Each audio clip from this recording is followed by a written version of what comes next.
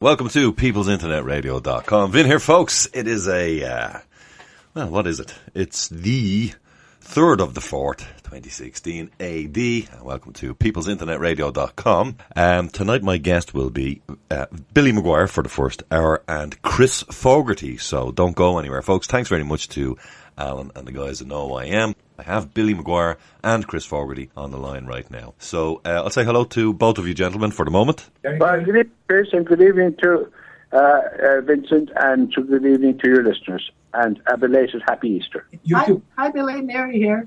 Hello, Mary. Hi. Good, that's done now. Good, we're all set. Okay, so we'll just start anyway, I suppose, Billy. Maybe do you want to... There's a video actually freshly put up onto YouTube. I did add it to the site earlier on. And there's a question on the chat box for both of you from Delamitri, and it's, I suppose, sort of relating to that. But the video itself, Chris, did you see that video, the presentation Billy made at the GPO? Outside of big, I did indeed. Very, very well done. Very, very nice. And I circulated it around the States also. They told us 750,000 people were on O'Connell Street. Well, we don't know that for sure, but they were all listening to that. It's as you know, I don't write out those speeches. I just do them as so I don't know, how accurate they are afterwards, but they tell me it was, and was factually everything was correct in that I wanted to say. And that was our 100th anniversary of the Rising. And I thought it was very sad. We had RTE there on for months and years coming up to 2016, and they didn't contact the Irish or Fenian Republican Brotherhood once. And, they're rewriting our history. And I think there's an awful shame. We weren't invited to one event. Not one event was the Irish and Fenian Republican Brotherhood. And they put the tricolour up. That's our tricolour flag. And that's our proclamation. They never mentioned that once, RTE or any of the journalists. And I think it's very sad after 100 years that those volunteers and Citizens Army and Common Naman and Nafina and Inni Mahern and all those who gave their lives, and that couldn't be. They just couldn't mention it because we only have a provisional government. And I mentioned at the GPO that we had 5 governments in the state, and the name of the state is the Sovereign Republic of Ireland. That's what those volunteers went out and gave their lives for. And I think we have 5 constitutions, and there's only one sovereign, Dáil Éireann. Dáil Éireann has never sat in Leinster House. And I think it's time those politicians, came up to the mark and told the truth for once. And I think it's very sad to think that what those volunteers... The 1916 Rising was very important, but what was crucial was that we would have a sovereign government. And as I explained in that at the GPO, that the Crown of England, that's royalty. The British government is the British Crown. That is a royal government and royal courts of justice. They get their sovereignty from us.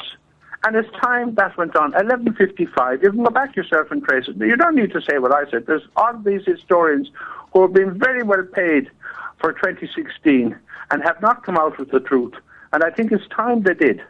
And it's very sad to stand there in O'Connell Street, on Easter Monday, and to see we weren't even allowed to put up our tricolour flag. There was a flagpole in front of the GPO put up, and the Defence Forces were raising it at 12 noon and taking it down at sunset. And they took it down, I think it was the Thursday or Friday, before Easter Monday, the way we couldn't put up our tricolour flag. They're in denial of the facts. And I think it's time that all that lies and deception, that has to stop. And those sovereign seals and harps, and Easter lilies, shamrocks, all those symbols of the state, and all the sovereignty where the Queen is. That's why General de Gaulle would not allow Britain to join. It was the EEC at that time, because Britain didn't have a sovereign government. They have a royal government and royal courts of arms. Anybody can see that.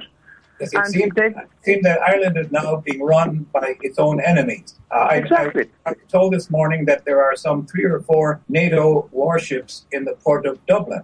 That's the strangest possible thing. I thought Ireland was supposed to be an independent nation and not part of this group of this cabal of war criminal nations.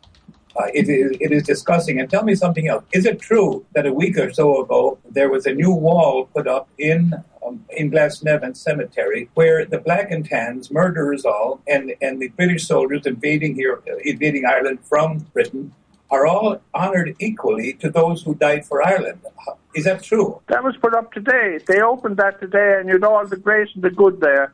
And yet James Stephen's grave and John O'Mahony's grave are there, and they wouldn't even go to them. They wouldn't even show them. You know, they were the ones who founded the Irish and Fenian Republican Brotherhood in 1858 on St. Patrick's Day. And that's the reason why we celebrate St. Patrick's Day. And they were the ones who founded, the state. And yet they won't recognise those people. When do the Irish politicians start to work for the enemy? Is it after they're elected into office, or are they pre-selected? No, the 6th of December 1921. That's when it was all sold out. And I think it's very sad to see. And our people are still being sold out. And as you rightly say, Chris, you know, the Holocaust, that's what caused the famine. And taking all our food. But all that food was taken for war. And we don't go to war. We're a defence force, that we defend ourselves, and we're sovereign citizens. The people, David Cameron said the other day, I think it was that the British government, he said, the British people are sovereign, and it will be a sovereign vote on Europe. The British people are not sovereign. They're subjects to the Crown of England. You can't be sovereign and subject at the same time. Can I just come in there, Billy, for a moment? Sorry, can I just come in there for a moment? What Cameron, I noticed as well, he was also trying to say in relation to, I don't know if either of you are aware, apparently the UN recently has said that Argentina's territorial waters now extend beyond what the English would call the Falkland Islands, and of course what they call in Argentina the Maldives. Are you aware of that? Yes. Yes. Now, yes, it's interesting that finally the United Nations is taking the right side there, and the Malvinas are likely going to become properly Argentine again. Well, the reason I bring it up is I noticed some of his comments again would seem quite dry in the mouths of somebody if they were spoken on this land. Essentially, I don't like to use the word hypocritical, but it's extraordinarily hypocritical. It might interest the listeners to know, I was in the Malvinas once, and there was a place for sale down there by Douglas Greenshields. His people had been there since 1833, since the officers of the British Army in Crimea were given land if the British Army could take it from Argentina. So that was done. All the local people were killed, and then these officers settled there. What he was trying to sell, he has 135,000 acres on the so-called East Falkland, raising exclusively sheep. So the whole place was for sale, 135,000 acres, quite a village, and a line of shepherds' shacks out along the way, all for sale, an asking price of $500,000 US. But the British government was refusing him permission to sell to anybody but another Briton. Wow. And Chris, your ambassador of the United States of America was in Glasnevin today supporting that wall that was put up with all the names on it. And we saw him on television this morning. Let there be no mistake about it. He would be the one who has forced the Irish to put up that wall. America is now being run by neocons, and the Irish government is run by those corporate neocons. Ireland is a full member now of the genocidal nations, and that's a shame. And by the way, the same person who told me about the warships in the port of Dublin this morning also told me about 3 warplanes of the U.S. government at Shannon. So Ireland is being betrayed by its supposed leaders. Its supposed leaders are now working for the international neocons, those who are causing the wars all over the world. But Chris, I've said many times that you cannot understand 1916. You have to go back to Sir Edward Carson in 1912 when he founded the Ulster Volunteers. And in 1913, they became the UVF Army. And we've had many programs here. And finally, they admitted that those guns were German guns. And the question I keep asking is, who paid for those German guns? And we're not told that. The RT won't tell us, or any of those programs, but we know who paid for them. It was Guinness, Lord Rothschild, and Rupert Kipling. And the 250,000 they gave. They paid for the German guns. And Sir Roger Casement, who did, I suppose, something similar for us with just a few guns, very poor quality guns, he was hung for that. It was treason to the crown. And how is it isn't treason for Lord Rothschild, Rupert Kipling, and Guinnesses to do the same thing? And as you know, that was in 1913, and when the intelligence officers of the Irish Republican Brotherhood reported to the Supreme Council of what happened, they founded the Irish Volunteers and the Irish Citizens' Army as a defence force. And in 1913, that's when that happened. And Tom Mcguire, my granduncle, and Sam Mcguire, who was secretary of the Irish Republican Brotherhood, the Irish Republican Brotherhood were looking for the Circle and the Cell, as was known. And Sam was sent to the post office in London to collect the intelligence on the Crown Force and on the UVF Army. And Tom was sent to Calcutta in India to collect the intelligence on the Crown Forces. And they were all sent through those offices in the post office in London. And Sam brought those every week to Vaughan's Hotel. And that's how they got the intelligence. And in 1914, which the UVF Army declared war on Britain and Ireland if Home Rule was imposed by the British government.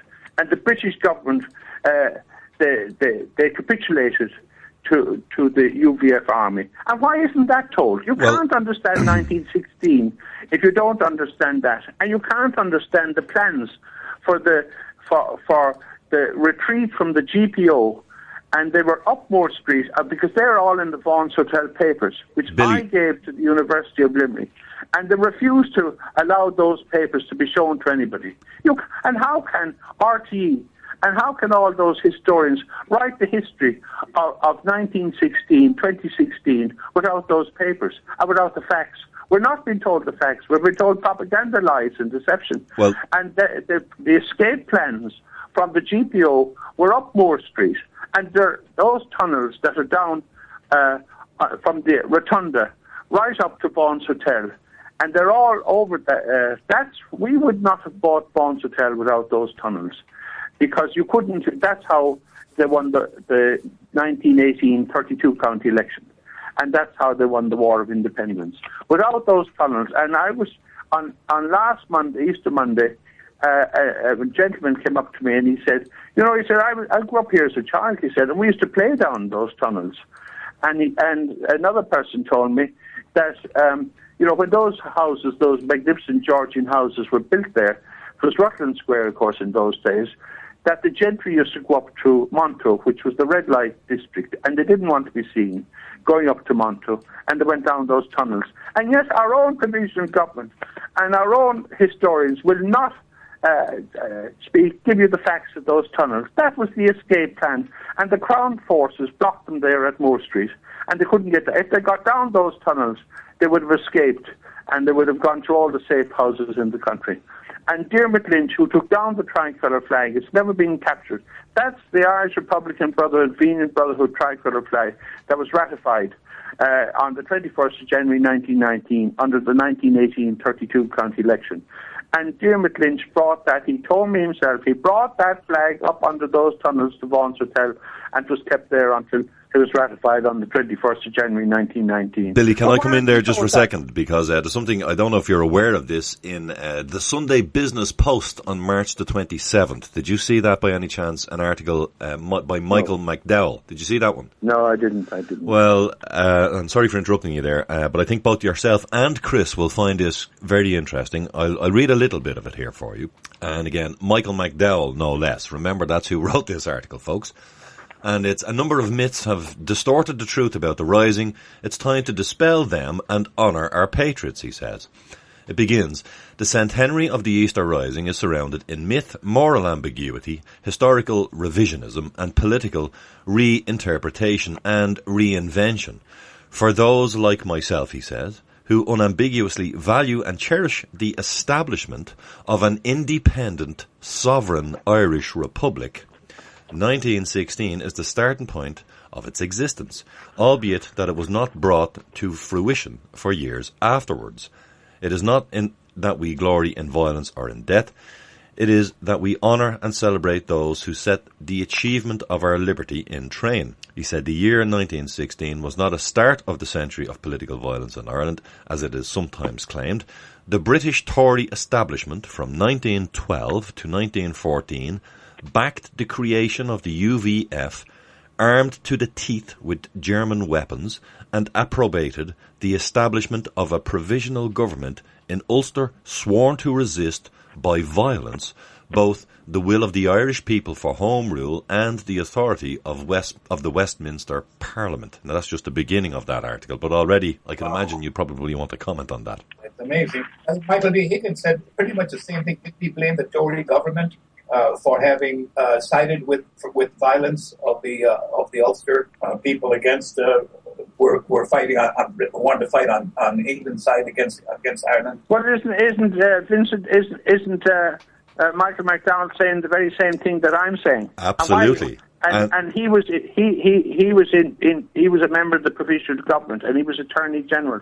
And I wrote to him. In fact, I went to see him in Limerick once. How is it that he can't come out and tell the truth?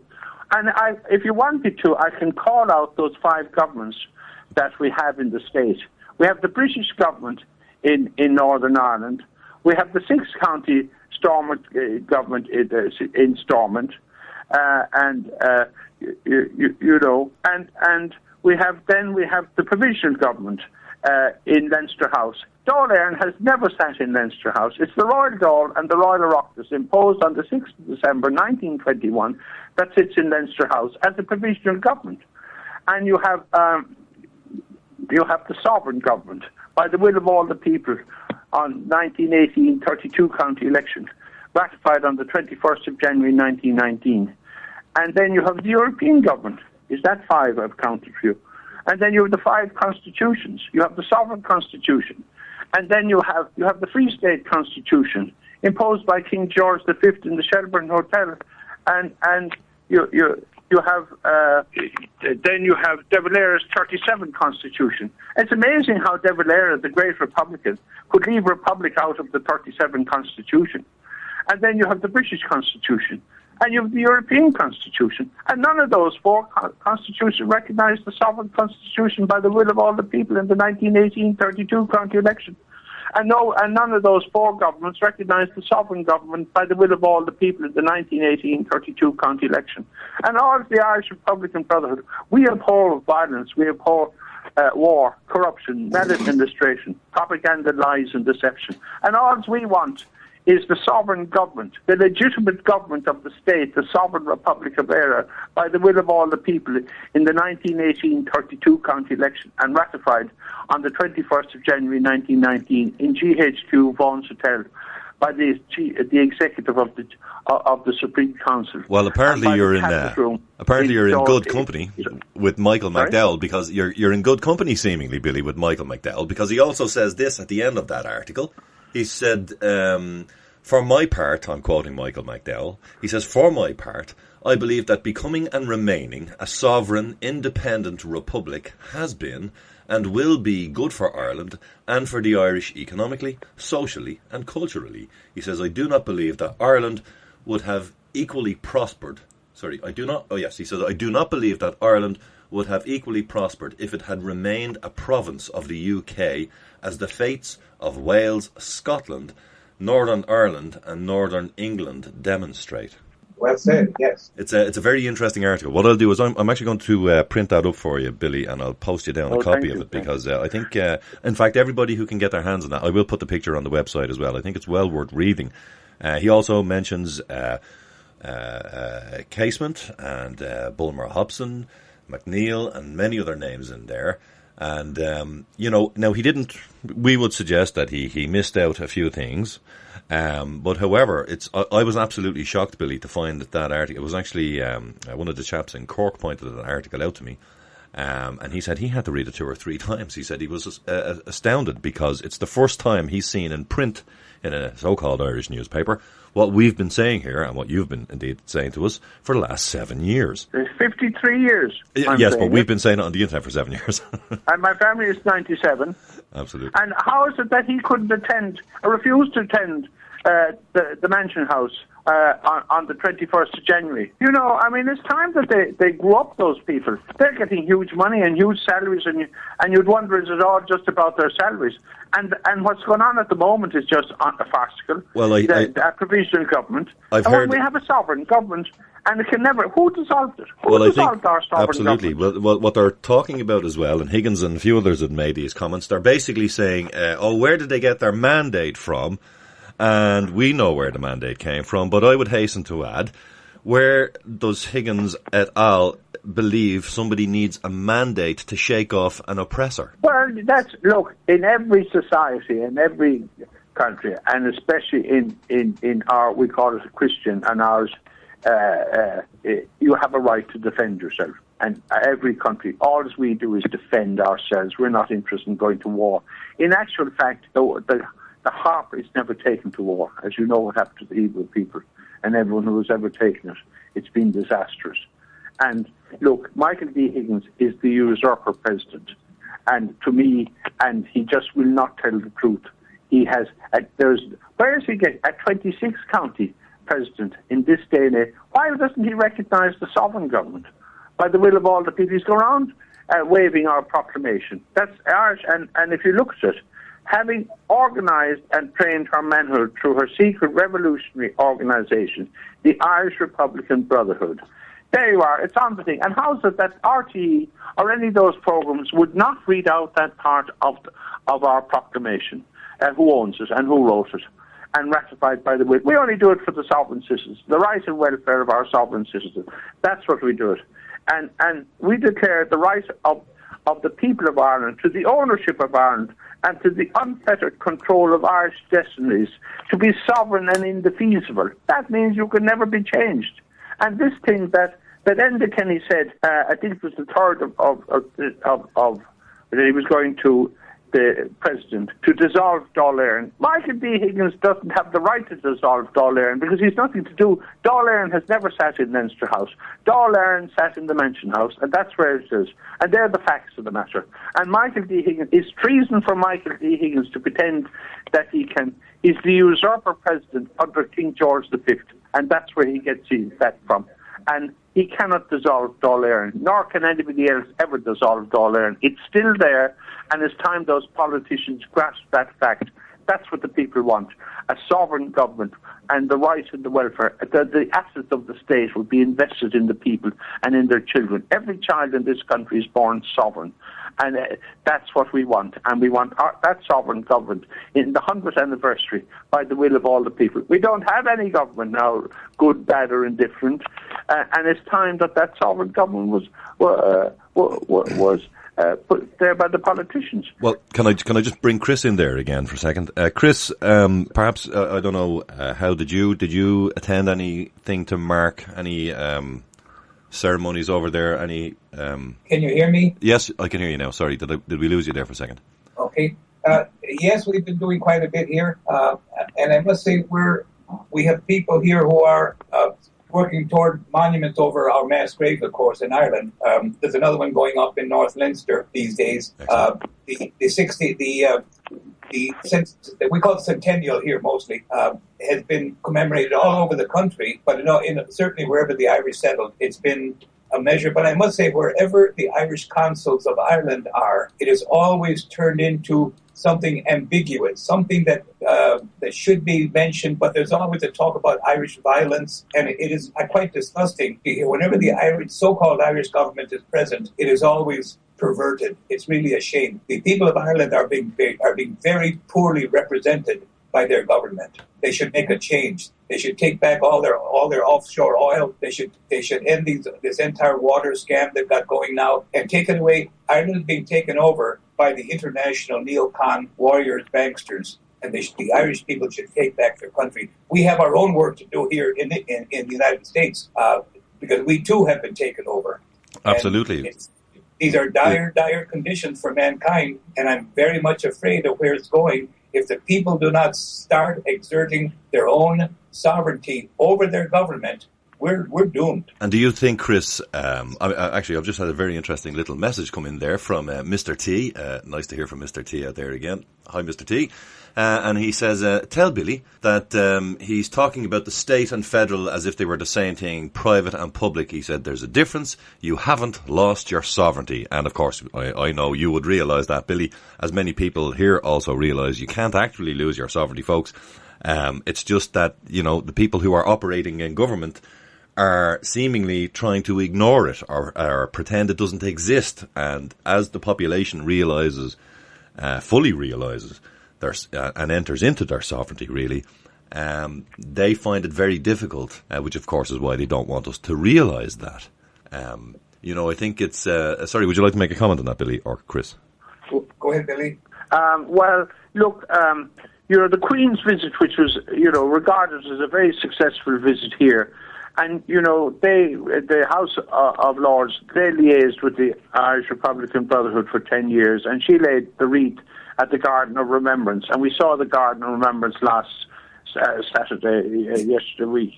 And of course, the Irish Republican Brotherhood, needless to say, weren't invited. But it was that and the peace, reconciliation and prosperity process, which was founded by the Irish and Fenian Republican Brotherhood in 1950. And just predicated all that Good Friday and all that thing, which I know you're against, Chris, and so are the rest of us, you know, on a Truth Commission coming out, that you would go back to 1912 and you would tell the truth about what happened with this thing that's blaming us for something that the UVF army did and the British capitulated to it. You know, why can't the truth come out? And why can't they tell the truth for once in Ireland? Is now a good time? They are our neighbours. Is now a good time, Billy, to reiterate that what the IRB had in mind was peaceful, that it was from the 32 county in 1918 was the intention to use as a mandate to form a sovereign government peacefully in 1919. That's exactly what it was, Vincent. We never wanted to go to war with anybody, do we even want to go to war with anybody? I think it's important that that's repeated, because everybody seems to forget that, or rather, most people don't even seem to know about it. And that's partly what we've been doing here for the last 7 years, is we've been putting that out there. People have been asking all the questions, and anybody who has a question, feel free to ask the question. You know, Billy Mcguire, as far as I know, has never avoided one question ever. But you're right, Vincent. That's what it was about, to set up a sovereign government. That the people would, you know, have ownership of their land. You know, instead of taking all the food out of the country, as Chris has told us in the Holocaust, all for war. We don't go to war. We have nothing to do with war. We're not interested in going to war with another country. We're only interested in our own people and the welfare and rights of our people and citizens. That's what we're interested in. And all that food been taken out by the Crown Forces to feed an army. And all that food, those landlords' estates, they were all set up here for the same purpose of taking everything we had. And the people left here. And look at the disaster it caused here. And we're still reeling from that. Might be time here to mention that the landlords were not Irish. That a brand new lie has been fabricated in the last 10 years. And after the amount of Irish food being taken over to Britain and throughout its colonies and to the world markets, after that was demolished, that they could no longer hide that, they developed a brand new lie. And that lie is, it was the rich Irish starving the poor Irish. And that is a new lie that's got to be put down. And the way to put it down, I believe, is to bring out the fact that nearly all of Ireland's landlords were repatriated to England between 1900 and 1910. It occurred before 1900 and continued after 1910, but most of them went in that decade, and they were bought out, and then the Irish people, the recipients of that land, was striped into typically 28 or 30-acre parcels with a couple of acres of bog in the nearest bog somewhere, and those recipients amortized what was given, the over-market, the above-market prices given to those English landlords, and they were paying that off until the 1970s, as my father was, and all of his neighbors, and everyone we ever knew in County Roscommon, and I'm sure throughout the country. Everyone, the recipients of their own land back, they had to pay for from the time it was divided around 1910, 1913, up and through the 1970s. They were paying off what was given to the English landlords. So they were English landlords, not Irish landlords. Well, there's an interesting thing going on here, Chris, believe it or not, that ties directly into that. There was an act passed to charge wealthy landlords at the time rates to provide some relief for the poor and indigent, starving Irish people. And it was basically because the main English landlords, as you say, who are here under the Crown, they weren't giving alms. So this act was passed, and it's still in operation today, and they've converted it into what they call, the modern day reference is rates. Now, I had a man with me here about a week and a half ago, and he's a young businessman, and they're looking to charge rates on all businesses. But instead of helping the poor with the rates, they're actually using them to put up basically useless road signs everywhere and cycle paths, which are good, but what they're doing is they're putting the businesses out of business with the rate fee. It's too much. They can't afford them. So I just find that, something that was supposedly brought in to help the poor is now actually being used to oppress small businesses because businessmen just simply can't afford them. When it was brought in, by the way, in County Offaly, 8 English landlords owned the entire county, essentially the entire county, and they couldn't collect from absentees. They could only collect from them if they were living in Ireland at the time. That's but right. all of the 8 English landlords that owned the County Offaly were living in England and therefore unavailable from which to collect the necessary rates at the time. That was the poor law rates. That's right. But everyone, I left Ireland, everyone that I knew were paying rents and rates. The rents was to pay off the old English landlord, but then under De Valera in the 1930s, he stopped sending it to England and kept it, but they still kept charging the Irish farmers. So that was paid up until somewhere in the 1970s. But rates were always paid and are continued to be paid. That's what pays for the roads, the schools, and different things. And I don't know when the rent ceased sometime around 1970 or so, but the rates, I think maybe the rates ended that time also. I'm just not sure. No, they're still charging rates here, and in fact, what they're doing, the situation is even worse than that. Rates aren't actually paying for anything. What's happening? The rates now is the rates are not even paying the interest on the loans all of the local county council and local governments have built up over the years.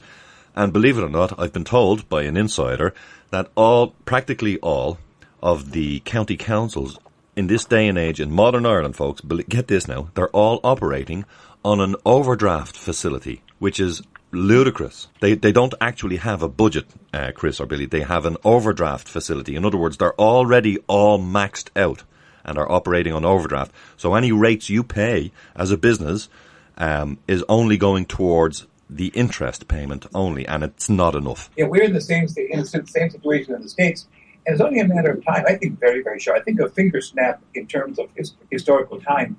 I think the world is away from the people just walking away from those so-called debts. They're not their debts. They're debts created by the criminal 1%, the banksters, for their own benefit, and they manage to hook some people, and then the governments, the corrupt governments, bail out the banksters instead of the people that they hooked. Absolutely, that's going on everywhere. But maybe Ireland might be one of the worst hit by it. Well, I think it's interesting because a minister, a so-called minister, a provisional minister, Alan Kelly, recently made some comments, Billy and Chris. I don't know if you heard them. He said essentially he was finding it very difficult, God love him, to try to help the homeowner because he basically said, I haven't got the article here in front of me, so I'll paraphrase. He said that the Constitution, the 37 Constitution in his eyes, was preventing him from doing same. Did you see that, Billy? I did. Now, Vincent, the Master of the High Court, well, just on that, the Master of the High Court, in another article in the newspaper, has absolutely roasted him for it. He has roasted Alan Kelly for it in an article. Edmund Honaghan is the Master of the High Court here. And I believe he's actually a decent man, Billy, even though he knows where he is. But I think he is a decent man. But he absolutely tore strips off Alan Kelly for even suggesting that. But Vincent, can I just refer to the sovereign constitution? The constitution of Vaughan-Satel, Republic of Ireland, IRB. To thee, most holy Trinity, Father, Son, and Holy Ghost, we the people of Ireland dedicate our constitution and beg the guidance of the Holy Spirit that it may, in consonance with thy divine will, and contribute to the greater glory. Amen. This Constitution shall be the Constitution of the Republic of Ireland, proclaimed in arms on Easter Monday, April the 24th, 1916, and established by the will of all the people of Ireland on January the 21st, 1919. And the first article, the sovereignty of the nation is inalienable. It is therefore not within the competence of any generation of the people to surrender that sovereignty, which each generation holds in trust for the nation. The question of surrender of national independence may not be submitted to an electorate. Subject to the fundamental principles, is hereby declared that all authority in Ireland, legislative, executive and judicial, and all powers of government are derived solely under God from the people of Ireland. These powers are inherent in the people alone by virtue of their sovereignty. They must be exercised in accordance with the principles of liberty, equality and justice for all. Any legislation not in accordance with these principles is hereby declared to be null and void. And then Article 10, which I shall read. The land of Ireland belongs to the citizens of Ireland and to them alone. Doesn't that make it fair? And I've said about people, if somebody comes to take your house and they take it slate by slate, brick by brick, you still own the ground. You still own the land. And you should tell them that. And you should stand up for your sovereignty, that those volunteers and Citizens' Army and all those people that went out, coming them on the feet in the Indian Heron, went out to give you that benefit. And you should stand up and demand it from your whether it is banks, politicians, or judges. You should demand it. And you should ask the judge, what constitution has my case been heard under? And you have a right to the sovereign constitution. That's where all the land of Ireland was divided on, that sovereign constitution, and the land was, that was up beside Vaughan's Hotel at the time. The Land Commission. Sorry, Vincent? The Land Commission. Yes, that's where all that came out of in the end. I believe there are... the district board first, and then it went off. But that's where all those landlords' estates, and that's the legislation. There it is there for you. The land of Ireland belongs to the citizens. That's by the will of all the people of the 1918 32 county election. Every little farmer. And what Chris is talking about there, the 35 acres of land and the piece of bog for your fuel, that was all the land commission. That's all Irish Republican Brotherhood and Fenian Republican Brotherhood. That's where it comes out to. That's where your sovereignty is. Well, I've told you already, Billy, I know people in Stamullen, and they still hold their land from the original 1919 land division. Yes. To this day, they still hold it. And all land is held from that. And that's what it's held from, because it's the will of all the people. And anyone to try and change that, I've just read it out to you. You cannot do it. You can't even put it before the people. I think Chris wants to come in there. Sorry, Chris, go ahead. In the end of the truth here, must be now stated clearly that while the Irish Republican Brotherhood and those laws maybe had an influence, it was under British rule that the Congested Districts Board was set up, and then that's right. And that later on, under Irish Freedom, that was changed to become the Irish Land Commission. But it was the British who actually started repatriating their own landlords out of Ireland and dividing up the land. That might have been influenced by what you're describing, but that was at the time. And Chris, that land commission was up beside Vaughan's Hotel in Parnell Square. Well, that's where it started from. And all those judges, I knew a lot of those land commission judges, and they had full power. And that's what it was about, taking back the land for the people to benefit, rather than all the food being taken out of the country. And now all the assets being taken out of the country for the Crown forces, for war, set off around the world, and we dying of starvation in the country. And they're the facts, Chris. Yeah, indeed they are. In fact, according to British Member of Parliament, at the time, it was also used to feed the slaves of the British planters and throughout the Caribbean. Yes, it was still being used as a form of oppression to others, even though it was feeding them. They were using it to feed those they had already oppressed. Exactly. So and that was William Cobbett. By the way, if you any of your readers your listeners ever get a chance, William Cobbett, Cobbett, William Cobbett, Member of Parliament, was a brilliant, honest, decent Englishman who saw what was going on in Ireland, tried to change it, saw what was being planned for Scotland. Yeah, I think he headed that off and said that if the British government succeeded both in Ireland and Scotland, that the English people themselves would be doomed. Well, I would agree, and I would suggest that, in fairness, I think a lot of people forget to mention this, particularly in Ireland. I know an awful lot of wonderfully decent English people, and they are equally oppressed. In fact, I would suggest even in some cases even more oppressed than the Irish by their own government. I'm seeing English people being evicted from their homes and starved, and they have a bedroom tax over there, Chris, that if you've been living in a house for 30, 40 years and you now can't pay this bedroom tax, they are evicting the people. Wow. Shocking. Absolutely crazy. Ludicrous. But there is Michael D. Higgins appointing judges to evict people here. Is that what he's doing? And they're the facts. They are indeed. Meanwhile, the wealth of Ireland used to be its food crop production. Now it's that, but it's also it's offshore oil and gas, and and does it mean now taxing another way of milking the people through the water charges? I hope that the Irish people do stand up and put down that and get the benefit of their own. In fairness, I will say this, Chris, and I'm not one. I'm personally not one for standing on a line and protesting. I have a different methodology, but I believe pretty much. I think I'm safe to say this: that the water charges debacle seems to have been crushed by popular support for all the water protester groups. Great, wonderful. As far as I'm aware, that's essentially gone. I mean, they're still arguing about it. I mean, they're trying to say now, the EU insist. But no, I can't see that happening. And Vincent, there's one thing too that, when the Queen was here, and I talked there about a Truth Commission coming out with all that information, and of course that's been scrapped. And as you know, the Peace, Reconciliation and Prosperity process that was founded down the University of Limerick, that's now been scrapped, and the money all being pocketed by politicians. And the Queen said here that she wished things were done differently. The Queen will be 90 years of age, coming up in June or wherever it is, and we wish her well. But things should be done differently and have to be done differently from now on. The truth has to come out. That Truth Commission, that her visit, and laying the wreath in the Garden of Remembrance, which Vaughan's Hotel looks out onto, that's the reason why it's there. And she gave assurances, and the House of Lords gave assurances to the Irish Republican Brotherhood when the Queen came here, that Truth Commission would be enacted. It was predicated on that, her visit. And now they've scrapped the whole thing because they don't want the truth to come out in our 100th anniversary. Well, I don't know, Billy.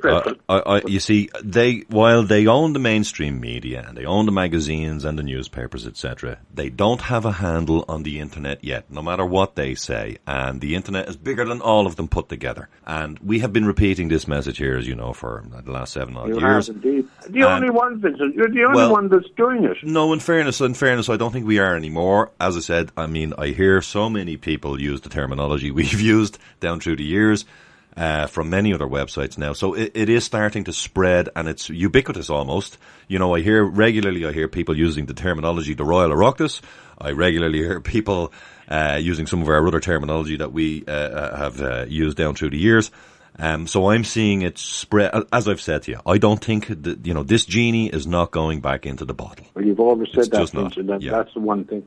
But when I was growing up, and as you know, I was told, by the executive of the Irish Republican Brotherhood that the provisional government would have it completely airbrushed out by 2016. Well, they haven't. And thank God I lived to see the day last Easter Monday. Also, Sir, I use the term inverted commas, Sir Bob Geldof made some quite disparaging remarks recently. I call him Gob Selloff.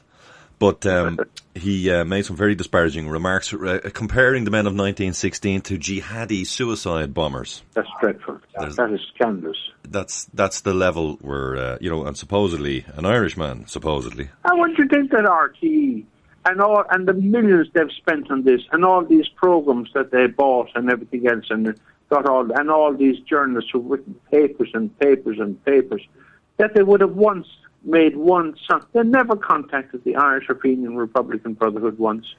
Well, and that's what's our interesting, flags we have to keep on repeating, and that's our 1916. Why couldn't they say that? Well, it's interesting, Billy, that they kind of, RTE basically claim you don't exist, yet we have other channels like TG Carr, and they had you on TG Carr as they didn't directly have you on, but they mentioned you and they showed you standing up at the Bank of Ireland court, and they addressed you as the president of the Irish Republican Brotherhood. So, absolutely. But what I'm saying, mainstream media They do know you exist, yet, and you are, I've always said it, you're a very dignified and man with, you are an absolute born diplomat. I don't know if you were trained or how it came about, but you were very diplomatic. And even there tonight, you had the good grace to even say, if herself hits the 90th, and well, good luck to her and best of health to her. I do say that, and I mean that. And absolutely. Look, we're not against English people or our neighbours or anything like that. But we want to have the truth come out there. You can't keep going on with lies and deception all the time. No. And I find Michael D. Higgins unbelievable. At least he said apparently last in the Mansion House, we should go back to 1919. And yet he's never come to the 21st of January. He's never recognised the Irish Fenian Republican Brotherhood. And yet he's going to all these commemorations and our proclamations we read. He never said, look, that's the Irish Republic. They wrote that. And why can't he say that? And I would also add in there, and I know, this is, it's not hearsay from you, it's hearsay from me, but what that comment he made to you with regard to sovereignty was quite disturbing. Yeah. The effing sovereignty, yeah. Yeah, I thought that was, it just shows you where we're at, and it's time for the 100th anniversary. And I would like to thank the Garda Síochána, and I made it quite clear to everybody who was commemorating our 100th anniversary that we wanted no violence, we wanted no placards, we wanted a dignified parade from everybody. And all this, there was a lot of trouble beforehand with people who wouldn't honour those people. That's our tricolour flag, that's our proclamation. And we keep all that in trust for the sovereign citizens, which all those people are. And we said to the Garda Síochána, and I must thank as Chief Superintendent Pat Leahy, who was terrific. And we put up that's our slot from 11 to 12. We always get the Irish Republican Brotherhood, and we marched from Vaughan's Hotel down to the GPO. Now, everything was done to stop us. As I said about the tricolour flag was taken down, and we couldn't. But anyway, the Garda Síochána were most dignified, and they were so helpful to us. And as you know, we were told we would never be allowed to march down on Easter Monday, our 100th anniversary, but we did, and it was very, and there was nothing. It was a lovely day. There was a lovely atmosphere. Well, they're really trying to push down hard on Garda Síochána at the moment, Billy.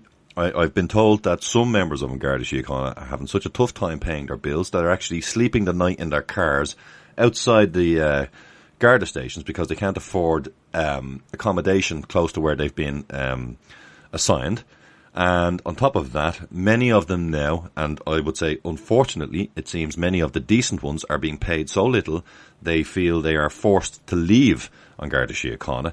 And I feel what's going to happen is many of the good, decent people in there, and there are good, decent people in there, some of them are in my family, and they are being forced to leave.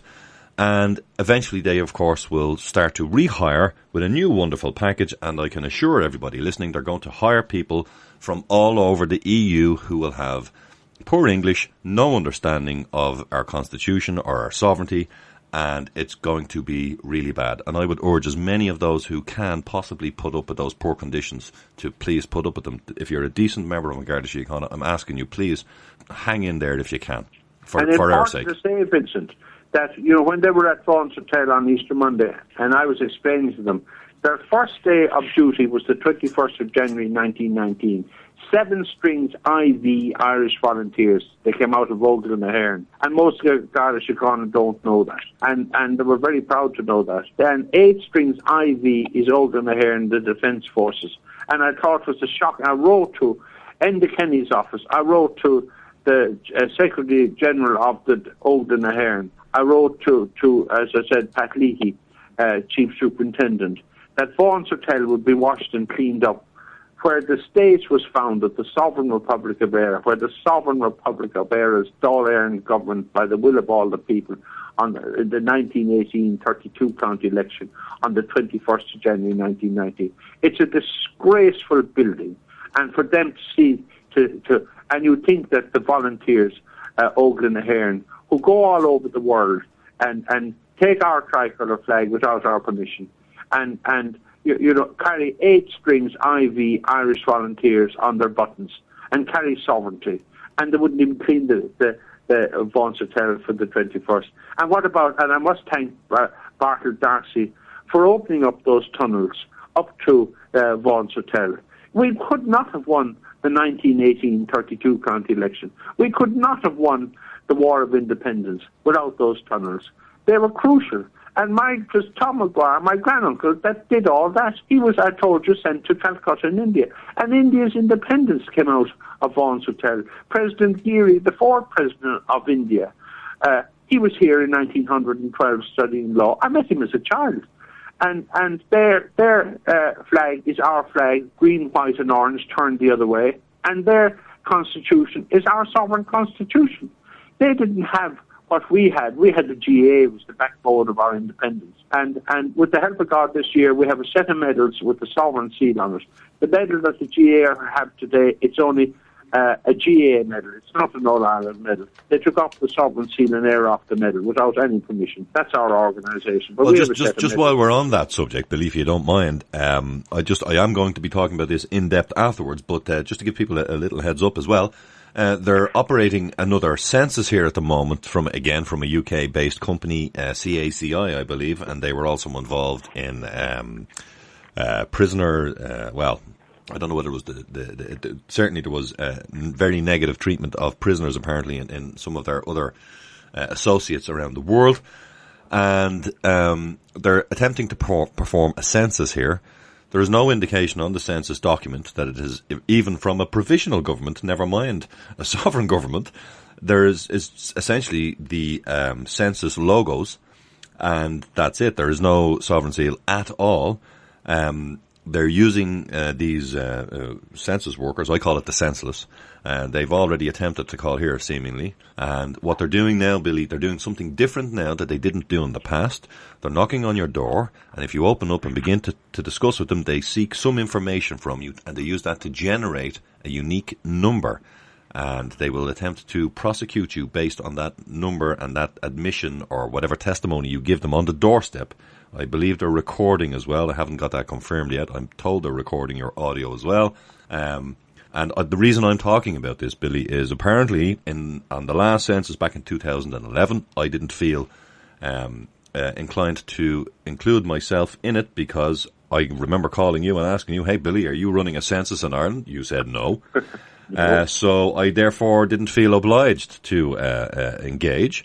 Seemingly they had court case after court case in my absence because I didn't feel like attending. I didn't feel it was anything to do with me. Seemingly a court fine of €25,000 was put out there for me, seemingly, as I said, and also a 6-month jail sentence. They came to my home in the boys in the blue suits on about 12 or 13 different occasions, and I simply didn't interfere. I allowed them to uphold the Constitution from where they were at, even though it was the 1937 one. They did, and they left. As far as I know, I am the only one whom they attempted to prosecute and all that, and I had nothing to do with them. I simply remained, I would say, as a sovereign individual, and I didn't interact with them. Well done. Now, I'm not trying to brag or anything like that, folks, because it was and I'm going to be honest, it was a horrific ordeal for my family to have to endure. My wife was very upset by them on numerous occasions. They stopped her in her car. They tried to tell her she was in possession of a deadly weapon, being the car itself, all in an effort to try to give paperwork to her, hoping she would give it to me. We had to put up with quite a bit of, I'm going to say, intimidation and oppression. And I want all of those individual men and women to know I hold and I bear no ill will towards any of them. I understand they were doing their job as they saw it.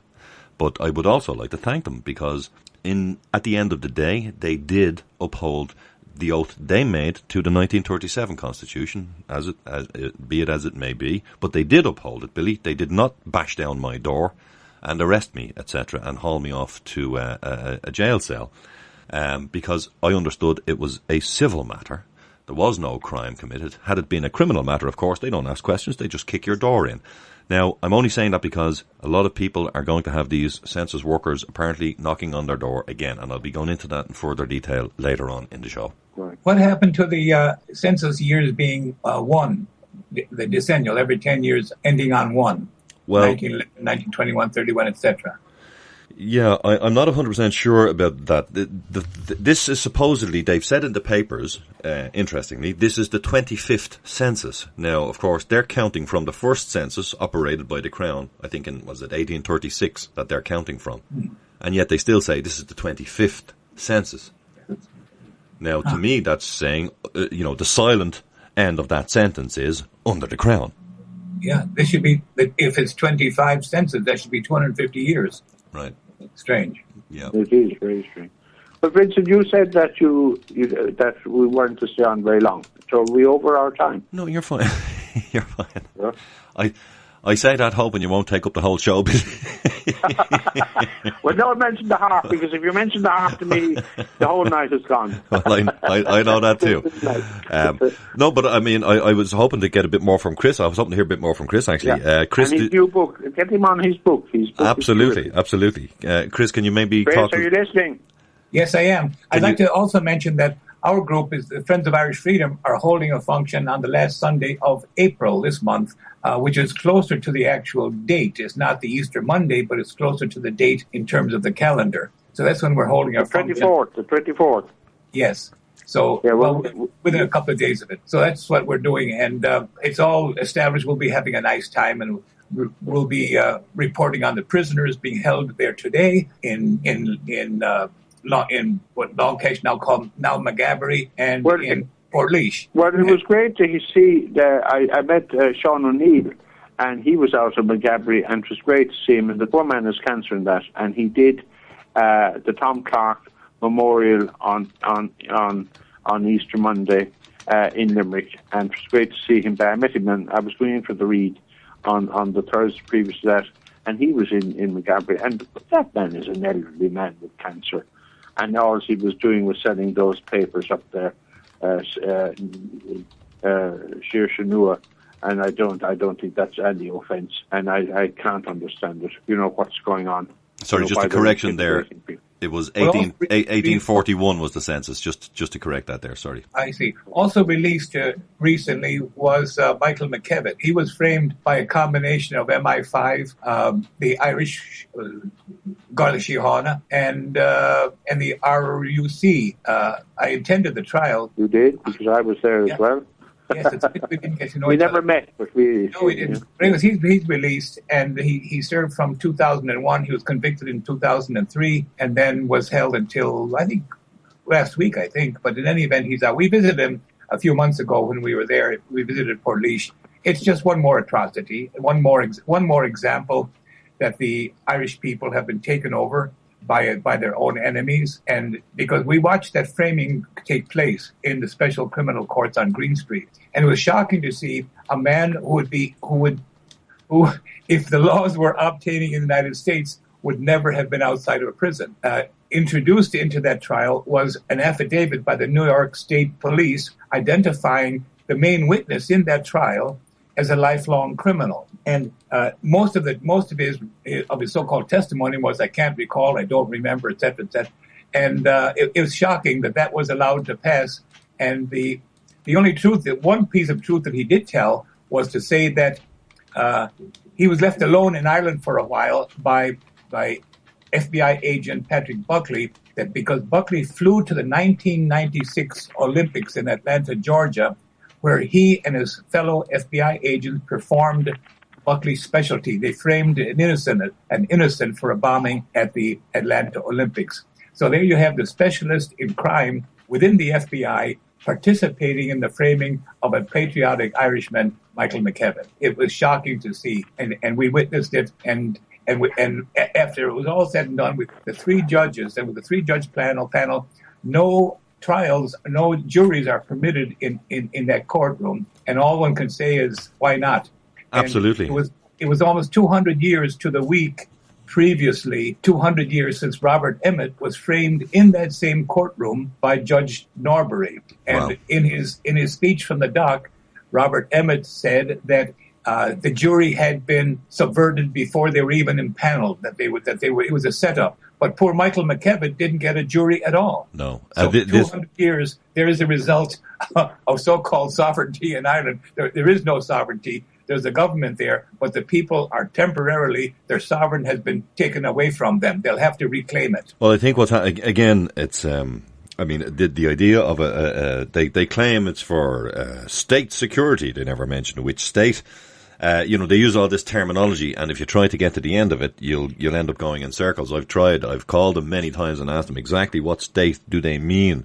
It's almost always to cover up state crime. Yes. They don't want to be not alone embarrassed, they don't want to have their crimes exposed. Well, you see, this is why I like for people to hear us ring them and say, which state precisely and exactly are you referring to when you say X, Y, and Z? And they have great difficulty. What I've done, Chris, I've put a link to your book, Ireland 1845 to 1850, The Perfect Holocaust and Who Kept It Perfect by Chris Fogarty, second edition. I put a link to that in the chat box, folks. How is the sales of your book going, Chris? Or are you getting positive feedback, or how's that going? Absolutely beautiful.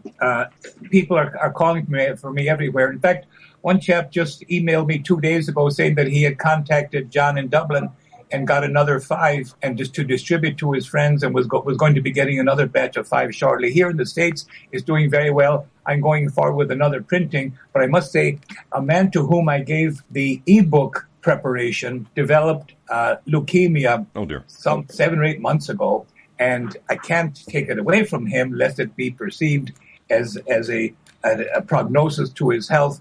So I'm kind of hoping that things work out soon. But the ebook is held up temporarily, but the printing of the others is not. It's going very, very well. Thank you very much. Oh, okay. Well, that's good.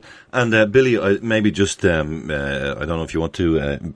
I noted again on the day outside the GPO, Harry and Christina, and I recognise almost all the faces there that day. They did very well, very dignified, integrity. All those words spring to mind. And I believe, well, I know you probably don't want to get into it too much and you probably don't want to name names, but I believe there was a little bit of somebody attempting to cause a little bit of argy-bargy. There was, and the name of the man was Christy Burke, and he was Lord Mayor of Dublin, and he wouldn't allow the Irish or Fenian Republican Brotherhood into the Mansion House, on the 21st of January. And it was sad, and Molly O'Reilly's daughter was there in a wheelchair. Our slot was from 11 until 12, and always the Irish and Fenian Republican Brother are always given that last slot, before 12 o'clock to read the proclamation and raise their tricolour flag and read the sovereign constitution. But at 11:45, this group arrived, and we had read our proclamation and the sovereign constitution at that stage. And anyway, this man said, this is Molly O'Reilly's daughter who put up the flag, and she wants to lay a wreath. And she didn't look very well, and she was in a wheelchair, and an elderly lady, lovely lady. And we had 15 minutes, and I said, well, you can have our 15 minutes to lay the wreath. But and then he proceeded to get on the phone. And I said, well, look, we don't have much sound, because our piper, Archie, who's a wonderful piper, he was to play. We had to move out, outside the GPO to see the tricolour being raised by the Defence Forces. We weren't allowed to do it, and he was to do probably our Raw Naveen is what we wanted. So he was on the phone, and I said, excuse me, I said, but you won't have that much time to lay the wreath, can't you lay the wreath? And there was a man there, an elderly man, holding our tricolour flag. And he said, shut up, you. So then they started reading the proclamation. They were dressed up in this common amon and that sort of thing. And they read the proclamation. And then he said, we're waiting for somebody. Somebody's late. And who was it? Christy Burke. I never met Christy Burke in my life. And he came in, and the tricolour and our proclamation, and he wouldn't allow it being read in the Mansion House when he was Lord Mayor. And yet here he was. I mean, it was pure hypocrisy. And out at the other side was the 2016 commemoration committee coming down, and they were just at the GPO, just behind us, and and his piper. Then they read the proclamation, and we moved out with our piper, and the piper said, Mr. President, he said, I can't play, the pipes when the other piper is playing. He was playing a lament, and I mean they could have waited, but then the minute they saw Val Lynch and his group of 2016, he just disappeared. I mean, he hijacked the whole thing. for the 100th anniversary. And he could have caused, the last thing we wanted to see, and we said that to the Garda Síochána, who were very helpful. We did not want to see a fight when the tricolour flag was being raised up at the GPO. And that's what would have happened. Christy Burke, he said to me, I never met Christy Burke in my life. Shut up, you, he said. And so I just said to him, look, don't do anything, don't say anything, don't start a fight. And that was the only thing that happened all day. And it was a very dignified commemoration. But why he did it, we don't know, just to cause a fight and to cause trouble. But it didn't work, Billy. That's the important. It didn't work. It didn't work. And the Garda Síochána were so delighted. It all went off according to plan. And I didn't hear of anyone being arrested, and nobody came in with old placards or desecrating the sovereignty or the tricolour flag. And they carried and Arbor Hill was a lovely ceremony as well, and everybody was so happy, and there was such goodwill and everything there. It was really lovely to be part of it, and I'm delighted that I have seen the 100th anniversary, which I've always been told and warned all my life that the provisional government will have it airbrushed out by 2016. Well, they didn't. And well, as I said, really, and I've said it for many years, Billy, for me, the most important year is 2019. Yeah, that's I don't know whether I'll be around for that. Oh, you will. But anyway, you will. But anyway. Say that both of you are sort of the light leading the way to the true dawn of the country. These have been very, very dark times in terms of the state of education of the people. But through your radio show, Vince, and your efforts, Billy, I think you have educated, maybe not millions, but many, many thousands tens of thousands of people, and things are on the right track. We're not out of the darkness yet, but you're the brightest lights out there right now. Oh, well, I really appreciate you saying that. Thank you very much. We don't get much. There's usually criticism we get. Well, I'd agree with you. I would agree with you, Chris, because what we're trying to do, of course, is we're trying to really get people to focus on peaceful, passive solutions. No aggression. We are not interested in aggression. Never will be. And the only way to do that is through knowledge, actual knowledge, education, understanding, and, being patient with one another. Quite regularly, we have to be patient when because people get very upset when they hear some of these things, understandably so. It's not easy for somebody to have lived 30, 40, 50, 60 years thinking one thing and then finding out that, in fact, the exact opposite is what's happening. It's very difficult for people to cope with that. It's a very painful experience mentally. Absolutely. There's a rejiggering of tens of millions, maybe hundreds of millions of little components, synapses in the brain, that all of that has to be rejiggered, and it's quite painful. Well, I don't mind. I don't mind saying it here. It was very difficult and painful for me to realise it. Yes. I was absolutely stunned. The first interview I ever did with Billy, and I'm sure Billy probably remembers too, but afterwards I had to sit down on my own in a room for about 15 minutes, just letting my brain cool down. It was like I had been electrified. Yes. But Vincent, you always said solutions, and that's the key. When solutions, you said that you find solutions to problems. Actually, that was Harry. That was Harry's influence. Harry was always solutions, and that's what I'd like to, tip of the hat to Harry and John. Absolutely, and Christina and everybody, Do either of you or your listeners perhaps know of a Mark Coleman, who used to be on, I think it's Newspeak, I think might have been the Dublin radio show. He had me on a few times, and he lost his job shortly after. That's right. And I'm hoping that he didn't suffer or his family too badly, and I'm hoping that maybe he got connected up somewhere else. And if not, maybe one of your listeners maybe would know of a slot for him. But he's a truth teller at a time when the big lie is riding high. I remember Mark Coleman. Mark Coleman, was it? Yes, Mark Coleman. Yeah, I remember the name all right. I'll look into that though. See how he's doing. But Chris, there's one thing that we would love you to be able to do, because you have the influence there in America. And I've always asked Americans, where are you getting your sovereignty from? And of course, as far as the Crown of England is from the Crown of England, who's getting it from us, the Hawk, and the sovereign government of 21st of January 1919. But I do think that, now is an opportunity for the journalists to come out and to, ask the Crown and asked David Cameron. He said the people are in Britain are sovereign. How can they be sovereign and subject at the same time? They cannot be. No, it's impossible. It's the equivalent of saying you're a free prisoner. It's the same thing. It's an oxymoron. It's nonsense. Yes. It's nonsense. It's gibberish. But surely Americans should take that up, and if they took it up, you'd have it in. We get no, as you know, nobody ever mentions the Irish or Fenian Republican Brotherhood. We haven't been mentioned in anything. But surely that's an important question after 1155 that is still there and still has been answered, and we can answer it.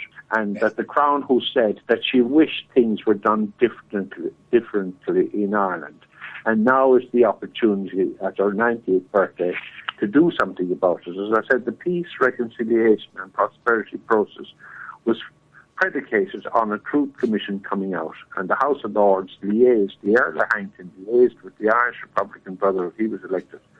And that hasn't happened. That's just sparked a memory in my mind there, Billy. Does herself have an official birthday and an actual birthday? Am I correct in that? I'm not 100% sure.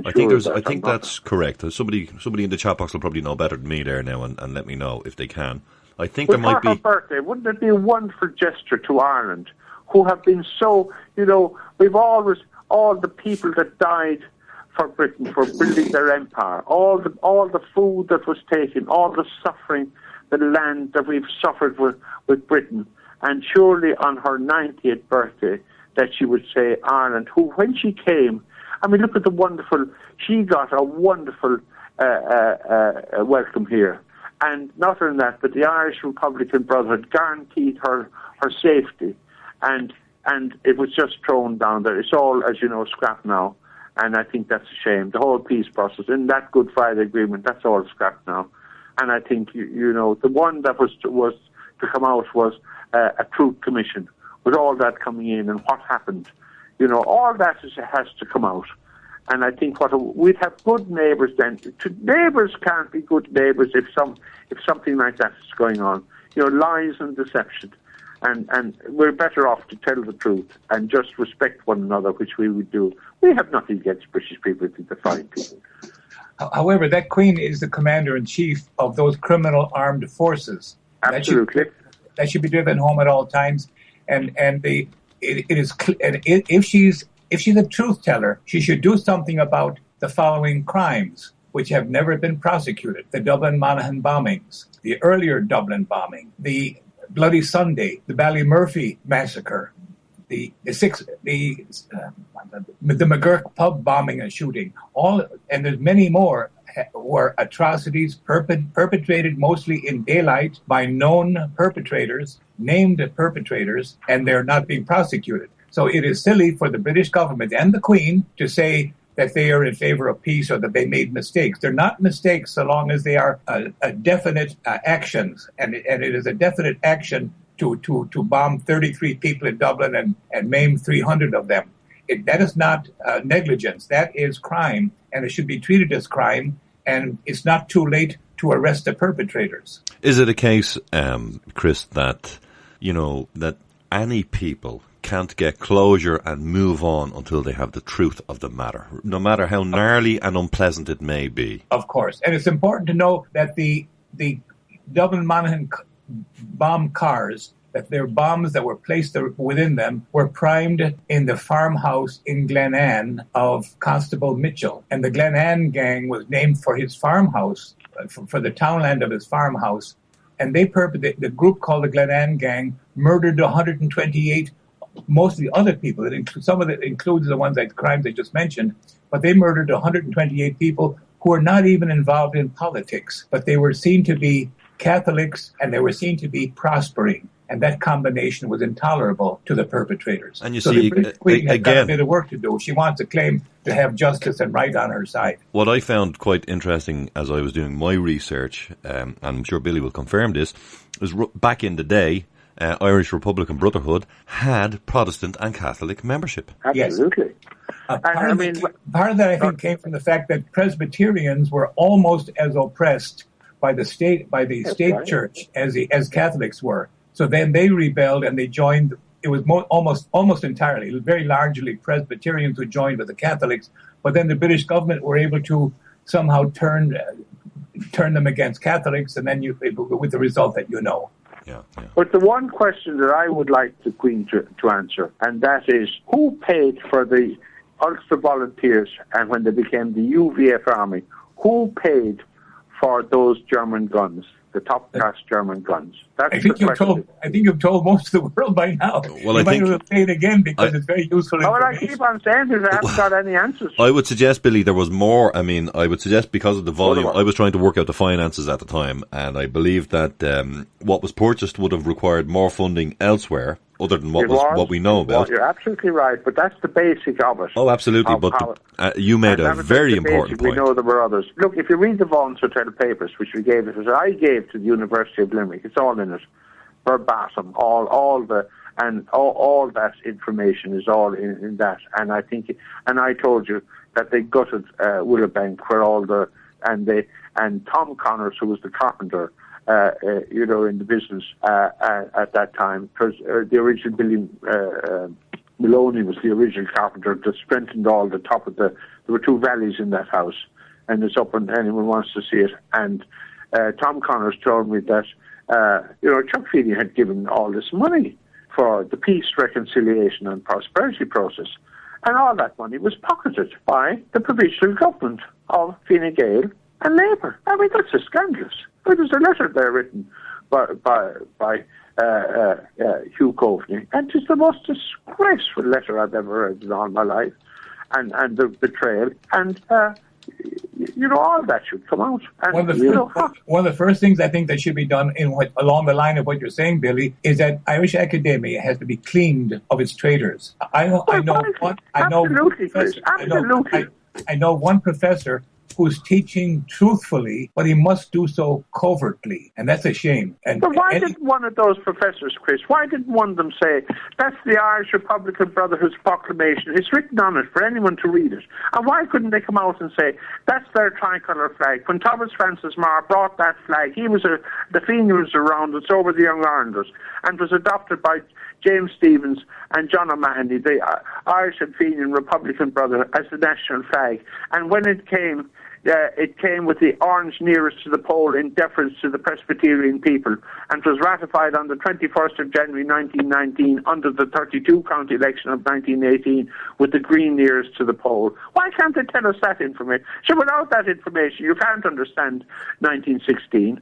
Well, the one that I knew who was telling the truth, his book received no peer reviews. It almost cost him his livelihood. That is the weapon of choice. He's got young children to feed. He cannot afford. And so he has to tell the truth as a professor within Ireland, of the University of Ireland. He must tell the truth in little pieces and covertly to his students. And, Chris, I went to meet down at the University of Limerick with Heather Humphreys, who's over the arts heritage and the Gaelic. I went down, I gave her all that information. I stayed, they were having lunch because as you know, I lived down there at the University of Limerick. There's Willowbank, that's where Willowbank was next door to where the White House is now. Willowbank was the original White House there. And I waited for an hour for her to finish her lunch before she came out. She wouldn't meet anybody. But anyway, the people there said, she'll meet you because we won't let her out the door. So I gave her all that information, and she just snubbed me. And she's Presbyterian. And I couldn't believe it, because the Irish and Fenian Republican Brotherhood, they founded the University of Limerick as a technological university, that young people would get a work ethos rather than academia. And there was nobody, you're talking about 1950, when it was, when the idea of a university for there. And what a wonderful university it is. And yes, they won't tell the truth. And I think it's unbelievable that a university like that, or any university, and we're going up to, Galway is having something next Saturday and Sunday on 1916 and on sovereignty in the School of Law, and I'm hoping to go there on the Sunday. I'll ring them up tomorrow, because we weren't invited to it. But, Hayes McCoy, I spent my time as a young fellow going up and down to the attic in Willowbank, bringing down boxes, and that book that he's, all the flags and that, I could really tell you all that, because that's how I got to know all those people and all those historians. I seem to be always running up and down in Willowbank or in our offices in Arthur's Quay, bringing down boxes of of the Bones Hotel papers, where all that information was. And yes, Tom O'Donnell knows where they are, and he took over from Brendan O'Regan, and he won't tell anybody. Well, I think Billy... Tom Connors told me 3 furniture van loads of papers and memorabilia were taken out of Willowbank before they gutted it. Well, I think the way it's going to work is, again, as this information and understanding, more so than anything, settles in the mind's eye of the population, eventually, of course, academia will, of course, be sitting there saying, well, I knew that all along. And, I was, that's the way it's going to be. We just know it. And I take the point Chris is making that, they say, well, I've a family to feed. I too was in that situation at one stage. And then I was fortunate in one way. I was fortunate because my entire business evaporated overnight. So, I had no option other than to keep doing what I was doing. I had zero. I went from a very nice income to absolute zero. I didn't participate in any social welfare or anything like that because I wouldn't associate with any of that. And it's been a real struggle here. But I do understand the mindset, I've had to do private contracts where I can to maintain the household, etc. And my wife has too. It's been very difficult. But, and I'm not trying to, suggest anybody else should do this because it is extremely difficult. I would ask that people who can to share the information, to share the perspective, do so peacefully, calmly, passively, and be nice to people. I mean, I've noticed that, some people get quite aggressive, Billy, when this topic comes up. And I know. And I do understand why. It's very difficult for people. It's because, and I understand it, it's really because people actually care. And I think we have to understand that even if somebody's getting very upset, it's actually because they care. They might not be entirely correct in, with the way we see things or our mindset. I mean, I've even discussed Chris's book and some of the contents of Chris's book with some people, and they get very upset and uncomfortable. And I find they fall into the, I believe it's known as Stockholm Syndrome. Essentially, do you know what I mean by that, Chris? That they start to make the excuses that the mainstream media has been putting out there. Oh, it was laissez-faire economics, Vin. You have that all wrong. Laissez-faire is what it was. And I'm saying, no. It couldn't possibly have been. That was the excuse, Yes. Yeah. When you send in the army, that's not laissez-faire. Of course not. Yeah. But I do understand the difficulty, psychologically, as it were. But how do they get control of Irish academia? Pardon me? How did they get control? How did the liars, the fabricators get control of Ireland's academia? They got simply, I would suggest initially it was through the education system, which was mainly in the hands of the church at the time, unfortunately. And there was reinforcement, and, pretty soon you realize to advance and to get promoted, you must adopt a certain attitude. And I would suggest people generally got along to get along type of thing. And it just grew out of that. And it's a very hard road for people to go back down to say, yes, I was wrong. I mean, I'm not expecting the likes of Dermot Ferreter or Tim Pat Coogan to hold their hands up and say, I was wrong, I should have been a bit more accurate and precise, but, forgive me, please. I'm not expecting that. They should. I'd like them to, but I'm not expecting it. I have to say, I'm not expecting that. I hope future historians will be able to say the facts as they actually were. Historians are supposed to be like scientists. They're not supposed to get creative with history. They're supposed to just spill it out factually. As well. By the way, in Tim Pat Coogan, in his book, he quotes the British bureaucrats in Ireland at the time accurately, but he tries to make the case for genocide based upon these letters. And that's, in my opinion, as silly as trials of Nuremberg being based upon the entire evidence being Mein Kampf. Mein Kampf is an indicator, but it is not the crimes themselves. All they had to do was look at what the British Army were doing in Ireland, and they would have it. That's the answer. But to refer to it as how they're doing it is really a pity. It's really a shame. And the people have to get control of what their children are being taught. Their children are being lied to. Absolutely. I do something every evening. I've been doing it ever since my children were very young, and I suggest all parents should do the same. Have the evening meal around the table. None of this TV dinner stuff, folks. Get your children around the dinner table. Have what I call a proper dinner. and talk to your children about what they've learnt in school and gently over time correct them. You know, I've been doing it for years. Bravo. That's just so great to hear, Vince. I mean, loads of the guys on the website have been in my house for dinner and they know this goes on. I mean, even my children's friends know if they come to our house for dinner, I will be asking questions as dinner is going through. Sometimes I'll ask them about maths and, you know, their English and what they've learned in school about sciences and all sorts of things. But we always do it. We've been doing it since the get-go. Bravo. And they enjoy it. They actually enjoy it. I make it fun. And how can we get more venues for Billy? Well, that's something I'm hoping to start working on. I knew this particular year was going to be one of those sticky years for a lot of people. And I kind of made a decision last year that I was going to start really applying myself the year after this year.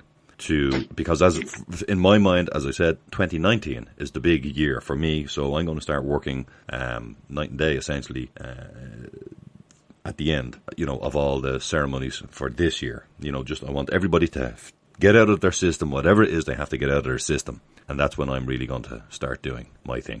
You've been doing it all along. It's just wonderful. I'm going to kick it up a notch. Wow. Well, you're an inspiration. So is Billy. And of course, you're not alone. There are others, but you're at the very core, at the very, very center of things. The information that Billy is getting out is absolutely crucial to the whole nation, to the all Irish people. Well, thank you very much for that, Chris. Absolutely. It's been lonely but I must say Vincent has been great. Well, you see, Vincent has always supported me all along the line, even in the blackest days when things were, you know, everything thrown against us and that. He always stood up for us, you know, and it was great. It's great to have a voice out there. Well, I'd say too, Billy, there's many of the other hosts here on People's Internet Radio and the membership and, you know, what they're doing out there. I mean, we've 3,500 members on the site and, you know, they are all out there doing their own thing. And, I mean, you know, we have a very large English membership on the site as well. And they're wonderful people and they regularly have, you know, they're not always talking about, you know, Ireland and what's going on here. But they've used an awful lot of the information and perspective that we've shared with them to realise and to help, you know, spread this idea in their own land that, you know, there are easier ways rather than resorting to violence. You can, you can assert yourself peacefully and passively and effectively with, you know, certain understanding and, passive language and comprehension of the other individual's position. That's real important that we understand the other individual's position. I mean, I keep saying to people, look, it's not the cop's fault when he stops you. He's been badly trained, perhaps. It's not the census worker's fault. Maybe he hasn't been given the full story, or she. It's not the individual in the post office. Until we spread this perspective wider to a wider audience, and we're doing it, and we are getting there, slow but sure, and it's steady, which I like. Slow and steady I like. I don't like big jumps in sports. I never did like that. Because there was many occasions we could have had, you know, we could have built up the membership of the website here to 100,000 perhaps, you know, had we done certain things. And I always avoided doing that because I don't know if we could cope with 100,000 people on the website. So my mind was, well, if we have to do our best, all of us collectively, to educate ourselves first, so we have all the conversations, we get our mindset correct, and then we're ready to go to the next level. And, you know, if we have 2,000 people ready to educate, well, they can go and educate potentially another 2,000 people each. And then those people then can educate another. And before you know it, the world will understand it. You see, that's what I want to see, Billy. I don't want just the Irish people to understand this, or the English people, or the American people. I want the people of Earth to understand that the Proclamation of 1916 was speaking to every single living man and woman on the entire planet. I think that's why the Crown oppressed it so much, because they realised, well, if we let the Irish do this, what's to stop the Indians and the Australians and the etc. from doing the same thing? They're sovereign people, sovereign citizens, that's what you are. And according to that, and what is going to be the consequence, you think, Chris and Vincent, of David Cameron, what he said, that people in Britain are sovereign? Are people going to say, well, if we're sovereign, we're going to stand up and be sovereign? They've been robbed of their sovereignty, and the question, when will they stand up? Well, isn't it funny? It's going to be a funny situation with that vote in for the European, whether they're in or out, that they're going to be sovereign. and they're under sovereignty of our sovereignty. I mean, the whole thing is unbelievable. Well, essentially, they're going to try to keep Ireland in through the 6 counties, if my understanding is correct. Yeah. That's even if England, inverted commas, supposedly exits. The way the 26 county provisional government will be remaining in will be via the connection through the 6 counties in Northern Ireland. Of Ireland. Yes, that would be the only way I think they can do it. What General de Gaulle said at the time, because I was there at all that time and I remember all the arguments, he would not allow Britain to join the EC at the time because they didn't have a sovereign government, and only a sovereign government can sit at the table in the European Union. And they only had this royal government and royal courts of justice. You can see it up there for anyone to read it. And they didn't have a sovereign government. They were relying on our sovereignty. They wanted to join Europe. That's why we were dragged into Europe. And it was dragged in because our sovereign government is the 21st of January 1919. Always our people have been sovereign. We're a Celtic people. So somebody asked me, Billy, to explain that to them exactly as you've said. And what I like to do is I like to give a little analogy to help people understand when I'm explaining things. And how I explained it was like this. I said, imagine if you're trying to do a deal with the Murphy clan. Maybe you're the O'Neill clan and you're trying to do a peace treaty with the Murphy clan. And only 3/4 of them are represented. And they've made it clear that the other quarter are not represented. And that yet they're still trying to convince you that you're doing a deal with the Murphy clan. And de Gaulle was essentially an O'Neill saying, well, either I'm doing a deal with the whole clan or I'm not. Which is it? Absolutely. And that's what happened.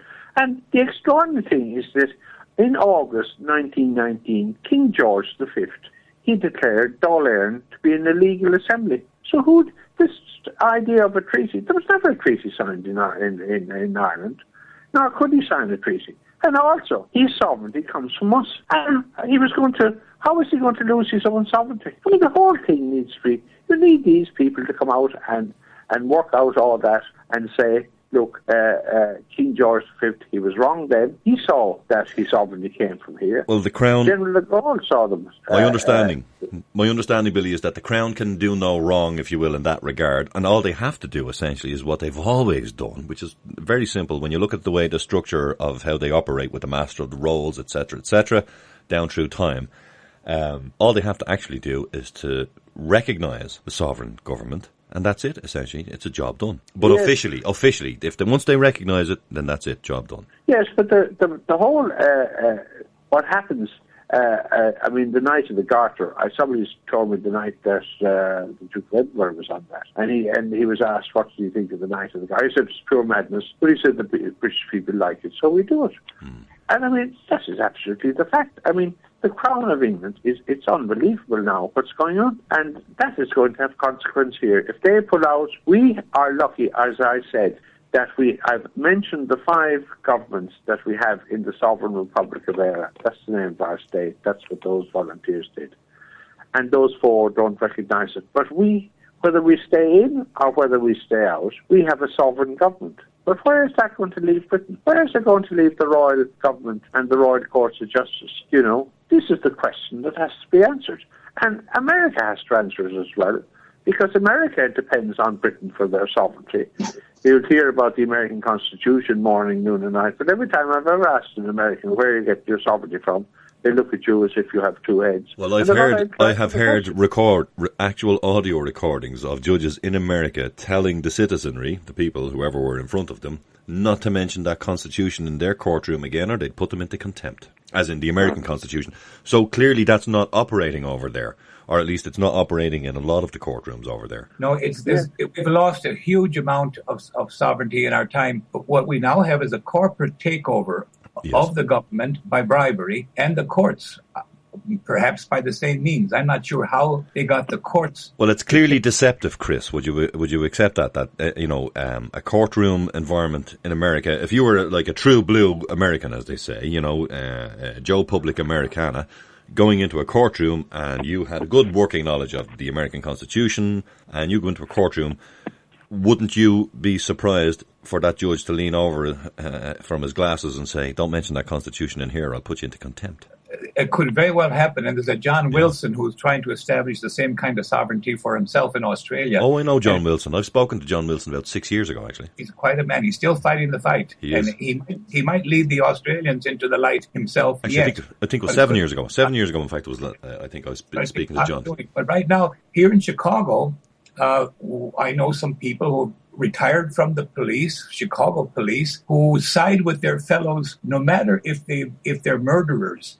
Even if they murder young black men on the street, cold blood, they still defend their fellow cops. And I ask, why would you allow the notion of having bullseyes painted on all policemen's backs, including your own, in order to stand up for the murderers among your group? Why not stand up for the law instead? And there's a real question. They see themselves as a I call them a criminal gang until they stand up and start supporting the U.S. Constitution instead of their fellow members in blue, especially the 1 or 2% who are murderers among them. All right, Joe. This is very frightening, the whole thing. And I do think that, the world needs sovereignty and sovereign citizens, and they need them to stand up and be counted. And you see, what I want to make sure, Billy, part of what I'm trying to make sure is that people actually understand the concept of what it is. Because if people don't actually understand the concept, they really don't know what are they actually trying to achieve. That's true. Yes. Yes. Because it's like me trying to say to everybody, if I was to go around, for example, just saying to everybody, blanketly, a blanket statement, vaccines are bad, for example. If I were to just make that statement, and if people say to me, well, why are they bad? And if I can't explain why, I may as well not bother saying it in the first place. That's true. Absolutely. Yes. You have to know. You have to know. You do. You have to know your onions, as they say. Yeah. And things fall into place then. You see that sovereignty is something, Vincent, as you know, you see it every place once you know what it is. And you see, and you can judge. You know the difference from right to wrong. And you know what's right and you know what's wrong. And that's a very basic. And everybody, that's inherent in every child in the world, and it's there for everybody. And Vincent, you said, I don't know whether you're going to do it or not, but you said that you might play, because as you know, I only heard it once. Oh, and yes. The few words that were said at the GPO. I was going to finish with that tonight. Were you going to finish with that? Well, no, when we're finished here, I was going to play that, yeah. Oh, and will you play it for me? Will you bring me and tell me? Well, you can stay on the line if you want to hear it. Oh, I thought I had to go. No, you can stay over here. Oh. Do you have a working telephone in your house now? No, they have still cut it off, and I have no broadband, and the only way I could ring you was on Easter Monday in Dublin. There was a phone on O'Connell Street, but I missed you. I talked to Mary. But it's awful. They won't let me speak. And they won't, I don't have anything. I'm not against anybody, and I'd love to see our sovereign government. That's all we want. Oops, sorry about that. That was me just starting it. And Vince, I tried to reach you earlier today. Are the last 5 numbers of your phone 33309? Yes, but I was away. I was down in Cork, so I didn't get back till late. Gotcha. Okay. That's when I sent you the first message. I was only back in the door. I see. I was down in the People's Republic of Cork. Great people too. Oh, they're getting a good grip on that sovereignty. They're getting a good grip on it now, Billy. And they are. It is getting on down there. And I must say, Mcguire is brilliant. All the work he does down there. There's a lot of people down there want to know. And now the new Secretary General of RTE is from Cork as well. And she might allow the Irish Republican Brotherhood, the Fenian Republican Brotherhood, to be on RTE. It'd be great. Interesting. Well, how did that come about? Sorry? How did that come about? She's the new one. I can find out her name. She's been announced. It was announced on the paper yesterday that there's a new Secretary General for RTE. It's the first woman Secretary General, and she's from Cork.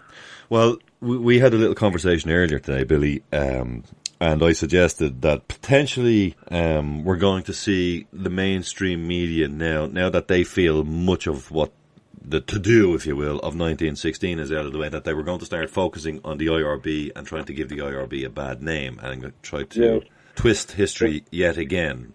Would you have a comment that you'd like to make on that? Well, they are. They just want to airbrush us out of everything, and to see all the programs they made and the millions they spent for 2016. And for me, that was very hurtful. They never once mentioned the Irish Republican Brotherhood, Fenian Republican Brotherhood. It's written on the proclamation. Every place you look, you see our sovereign seals at harps every place. You see the sovereignty. You see every program. And not one historian or one of those people that were well paid to do all those programs mentioned that that was the Irish Republican Brotherhood. They put up their tricolour flag on the GPO in 1916, taken down by Dermot Lynch and kept. They never said the proclamation. That proclamation is written by the Irish and Fenian Republican Brotherhood. They never said the sovereign constitution, the foundation documents of the state, and they couldn't mention it. Isn't that a snub? Isn't that a dreadful desecration of our sovereignty and of those people? I mean, it's pure hypocrisy. And to see a huge, that is hypocrisy for Michael D. Higgins to go out and pretend that I'm President of Ireland. He's not President of Ireland. He's the usurper President of the 26 counties is what he is. And those politicians and that were, on the election.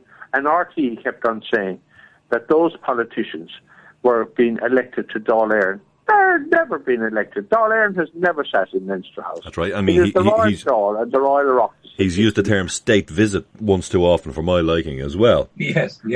By the way, would there be any chance that you would be interested in interviewing Michael McKevitt on your show? Absolutely. That would be very, very interesting.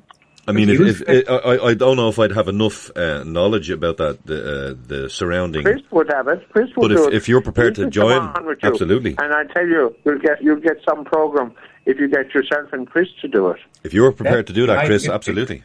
Are you on for it, Chris? Yeah, it would be a wonderful thing to do because that is one of those things that's crying out for justice. He was framed. Here's how it worked. But you were framed as well, Chris, weren't you? Well, they tried to frame me twice on two different occasions. Weren't you and Mary framed? Yeah, we were both, in fact, jailed in a federal lockup for a while. We bonded out $100,000 for me, $50,000 for her, etc. But they tried to frame us, but they actually did frame Michael McKevitt, and they did so based upon this experienced FBI evidence fabricator and perjurer. And I would very much like to see, even at this very, very late date, I don't know that Michael McKevitt will want to do this. I'm just hoping that he would, because the people of Ireland should know what was done in their name. And that is shocking. That was a shocking abuse. And how it worked was that they didn't charge him with having anything whatever to do with Omagh, because obviously their own people did Omagh. So they couldn't frame him in a realistic way.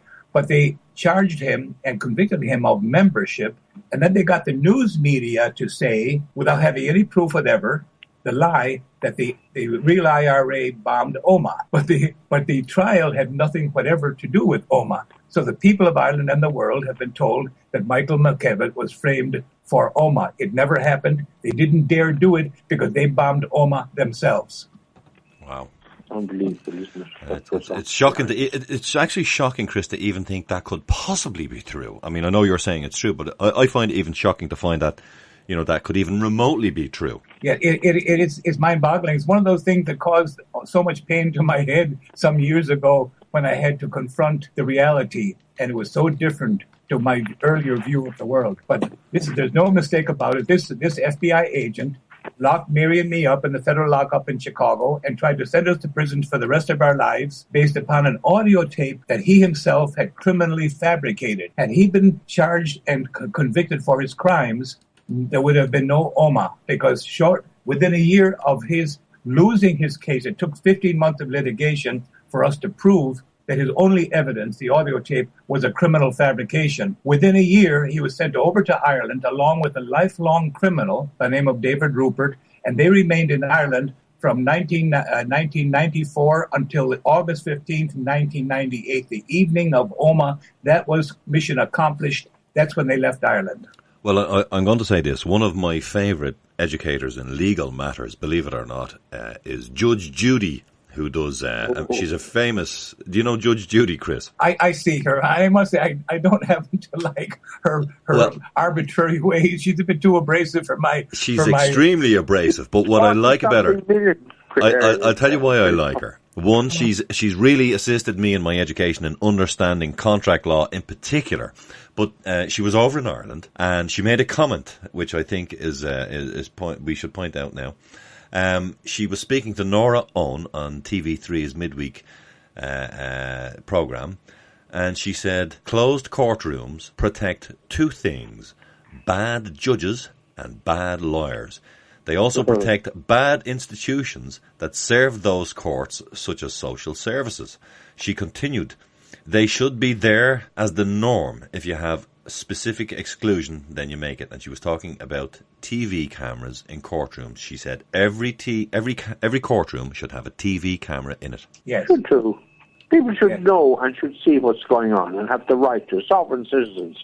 Isn't that what sovereignty is about? That you're educated and you know what's going on. You can tell the difference from wrong to right and truth to knowledge.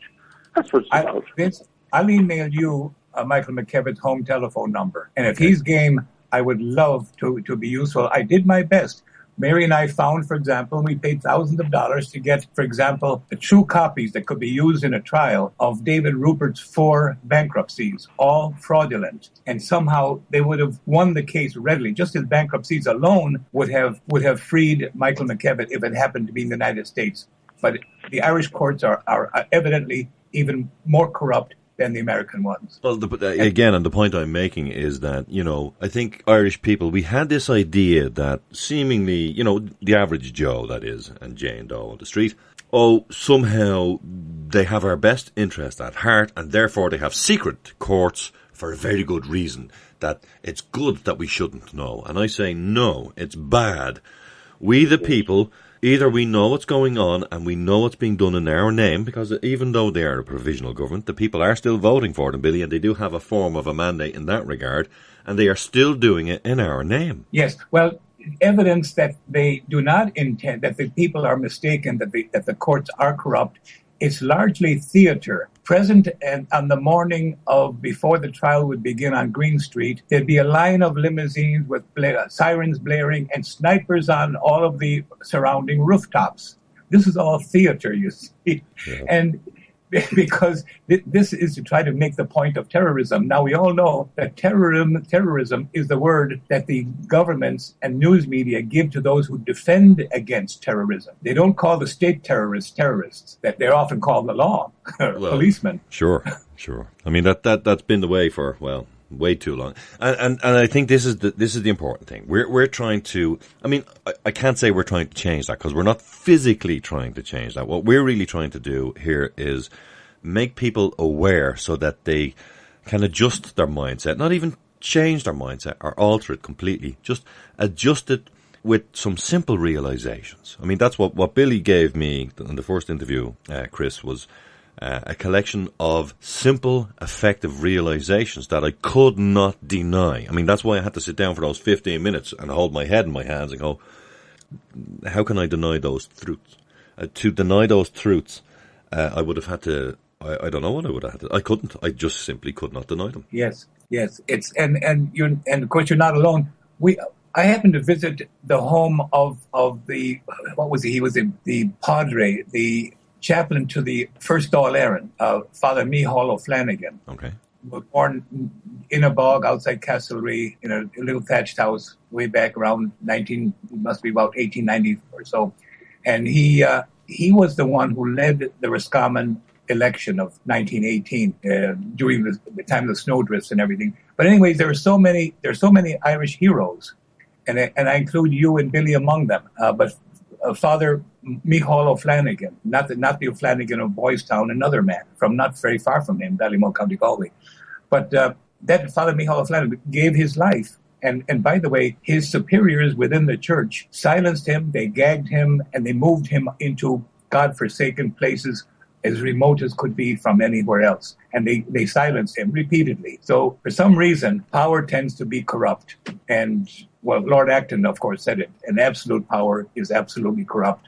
So I'm just hoping that we can have an effect here. But I certainly love to hear you and Billy, and I'll never get tired of hearing Billy repeating, because you know something, we need to have that driven home into our minds. We must be completely embedded within our thinking about the first Dáil Éireann. Absolutely essential. Yeah, and I mean, thank you for the accolade, but I don't feel it's fully deserved. What I think, to me, Billy is a hero, and Harry definitely is heroic. Christine is heroic. I don't feel what I'm doing is heroic in any way, I think most of what I was trying to do for the first couple of years was really just try and figure this out and to come to terms with it. And I just happened to do so down a live microphone. Yes. That's It really had that effect. Absolutely. It was stunning.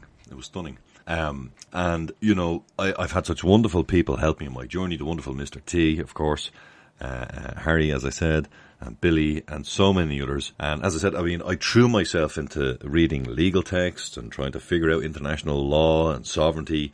And that's why, for example, when I realized that the so-called treaty can't possibly be a treaty. It does not meet the merits and the definition required to be an international treaty, the so-called 1922 treaty. It does not meet the mark. It's like, you need to be this tall to get onto this roller coaster. It's short. It doesn't cut the mustard. It doesn't pass the test. Yes. And anybody with half an ounce of intelligence should be able to figure it out. And yet has they Billy won't. Dropped off? I think he has. He has. It's just myself and yourself. Yeah. And I'm inclined to think that I'm going to have to take off here. And I'm very, very sorry, but I'm going to be emailing you and... No, that's fine. I have 5 cents credit left before the call is going to drop. That's what it was. I was out of credit on the Skype account. Sorry about that, Billy, if you're listening. So yeah, that's what it was. Well, Chris, listen, thank you very much. I really appreciate you taking the time to come and talk to us tonight. I really do. 1,000 times more from me to you. Again, thank you again so very much. Just repeat your website there before we go. www.irishholocaust.org. Irish Holocaust, all one word, .org. But I must say, there are a few inconsistencies, and what's more, the case is not fully made on irishholocaust.org. The case is made in the book. The title of the book is Ireland 1845-1850, The Perfect Holocaust, and Who Kept It, quote, perfect, unquote. Marvelous. And a wonderful and read. And I highly recommend it, folks. A wonderful read. I'll say good night to you, Chris, before you unceremoniously get cut off by Skype. Okay then. Bye. Thank you. Good night, God bless. Thank you, Billy. Welcome back to peoplesinternetradio.com. Just me, folks, now for the next 45 minutes. Wow, time is really ticking on. I promised, folks, I'd get on to the census and a few other things. God, where will I start? Okay. First and foremost, thank you very much to Billy. Thank you very much to Chris Fogarty. Stunning as always. And wow, they were throwing compliments my way. I'm not used to that. I'm used to people getting aggressive and saying, "No, you're wrong, Vin." And I say, "Where am I wrong?" And then they stumble and stuff. But that was very nice, very nice. Thank you very much. I really did appreciate it.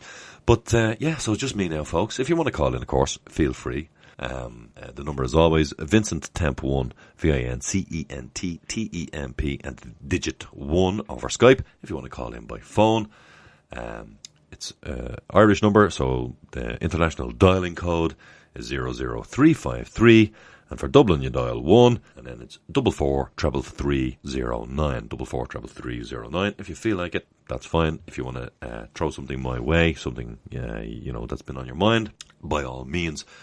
I still have about 7 or 8 different tabs open that I wanted to cover. I did cover some of them. I don't know if I'm going to have time to go into them all. Owen Harris in The Independent. What I'll do is I'll put the link in the chat box for you. And I won't talk about it too much, suffice to say.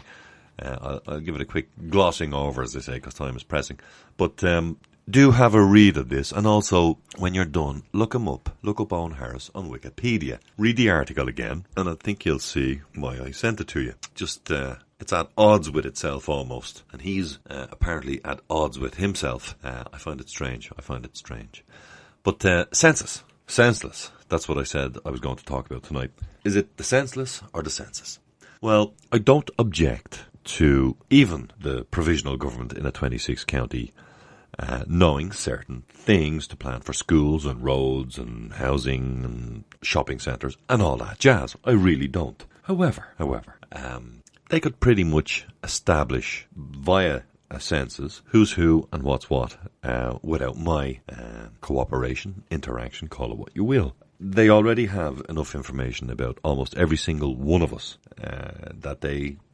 Quite frankly, they already know the answers before they ask the questions. I don't think I'm stepping out on a limb saying that, particularly in this modern age of data collection For example, I know people, I've said it to them, they will walk into a shopping centre, maybe somewhere, and I'll see a little pop-up on Facebook, oh, such and such has walked into the Blanchardstown Centre, because they have Wi-Fi enabled on their phone, and they had been there in the past, and they had logged on to the free Wi-Fi on their Facebook app, and their Facebook app is telling me and the world and all and sundry where they are, or at least where their phone is, and most people, more than likely, have their phone with them 24/7.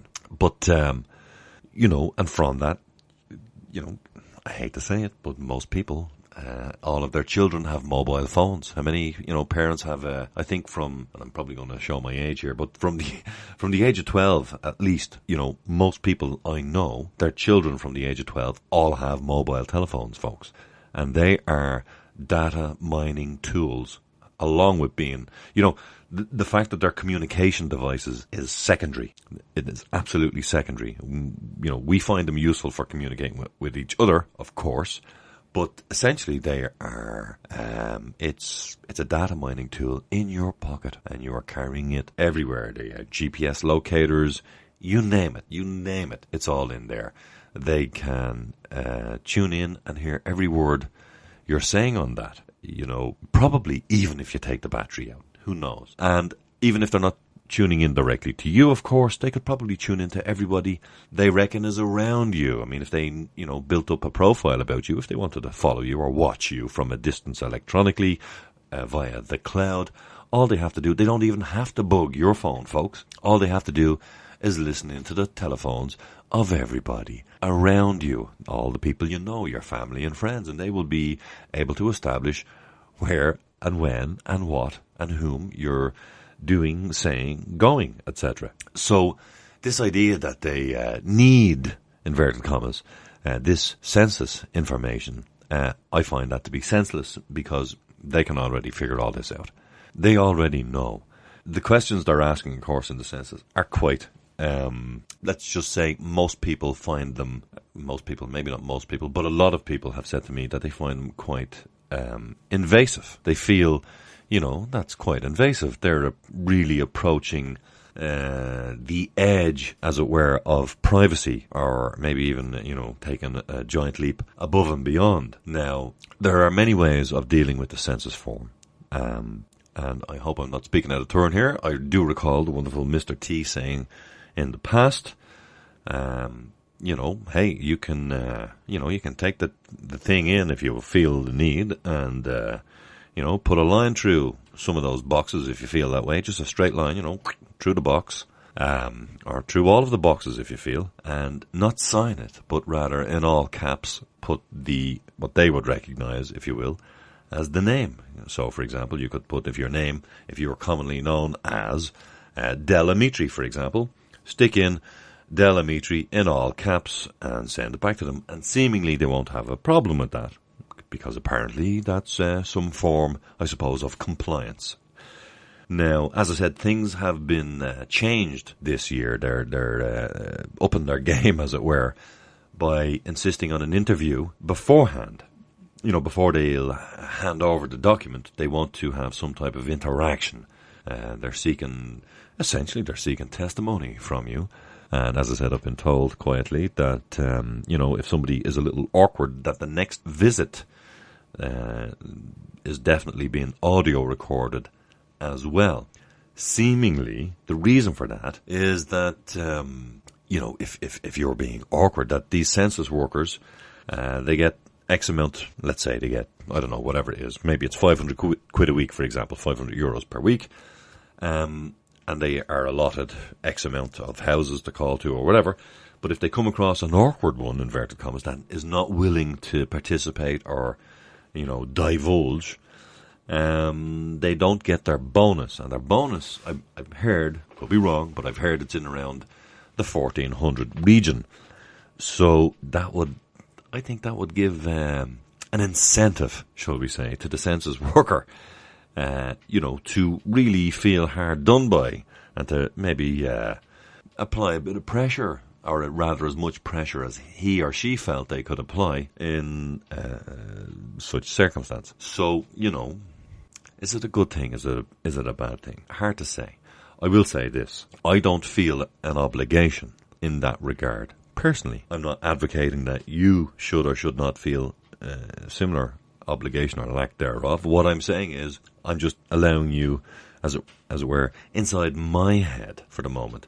Inside me, I don't feel a particular or any obligation in that regard to divulge private family matters. As you've heard me say here many a time in the past, I only discuss private family matters within the family. And anything to do with me or my family, I classify.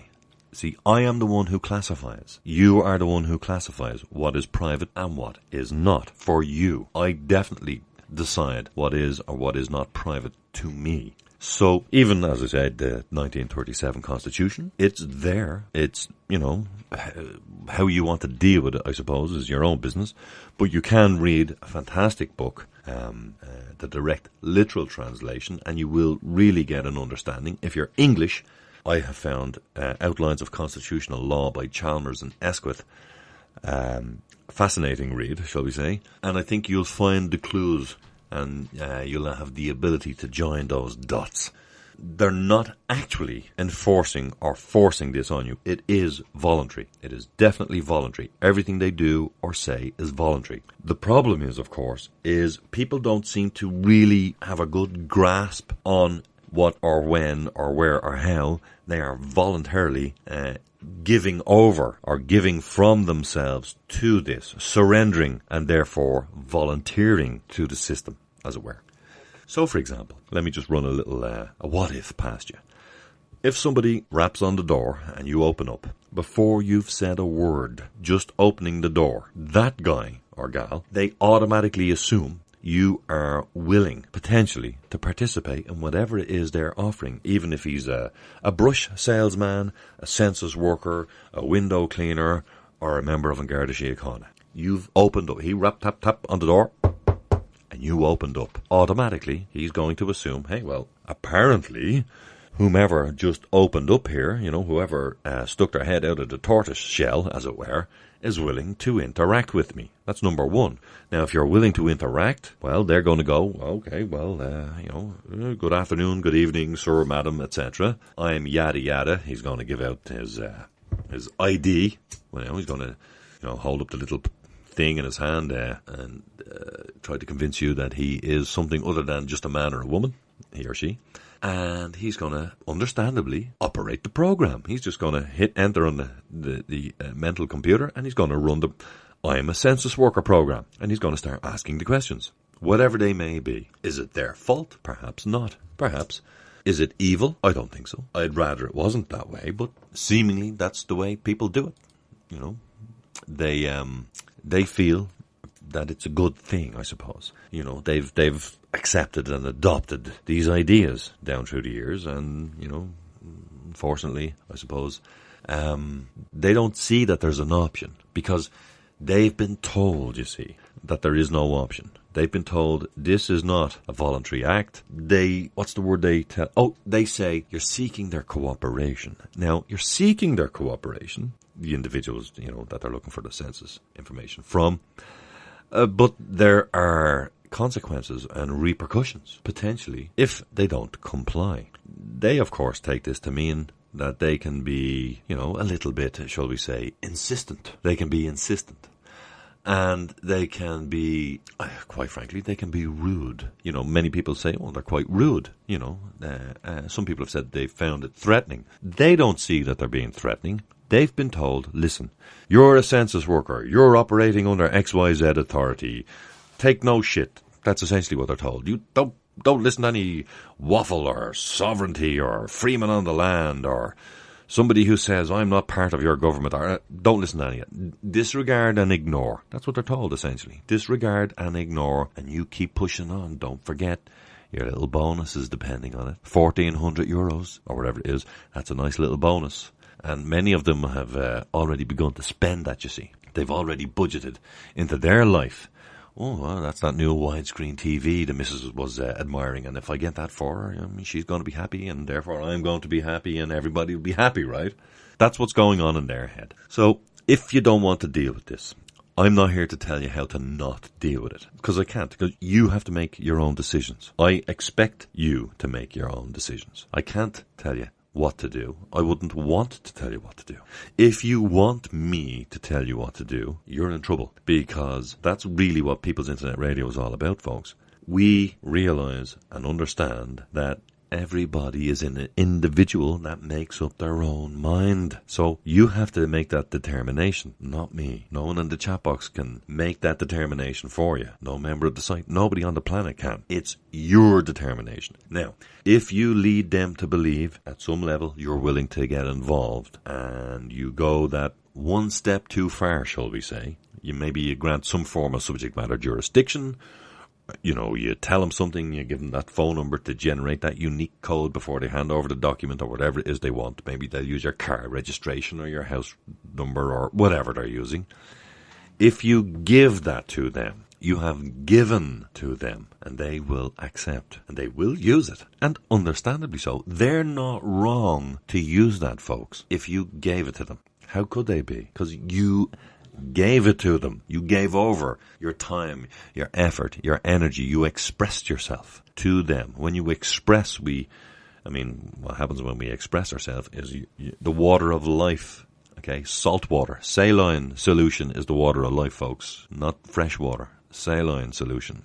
If you're in an accident and you end up in an emergency, they don't put a drip into your arm with fresh water in it. It's saline solution they put into you. That's the water of life. And that's how they operate. So the individual's not at fault to ask you. I've heard people and seen things where people, they're trying to oppress me, Vin. I said, no, they're not. They're not trying to oppress you. They're just simply knocking on your door and essentially asking you, hi, would you like to oppress yourself? Now, if you get involved, that's your lookout. As I said last time when these people tried to do this, I didn't get involved.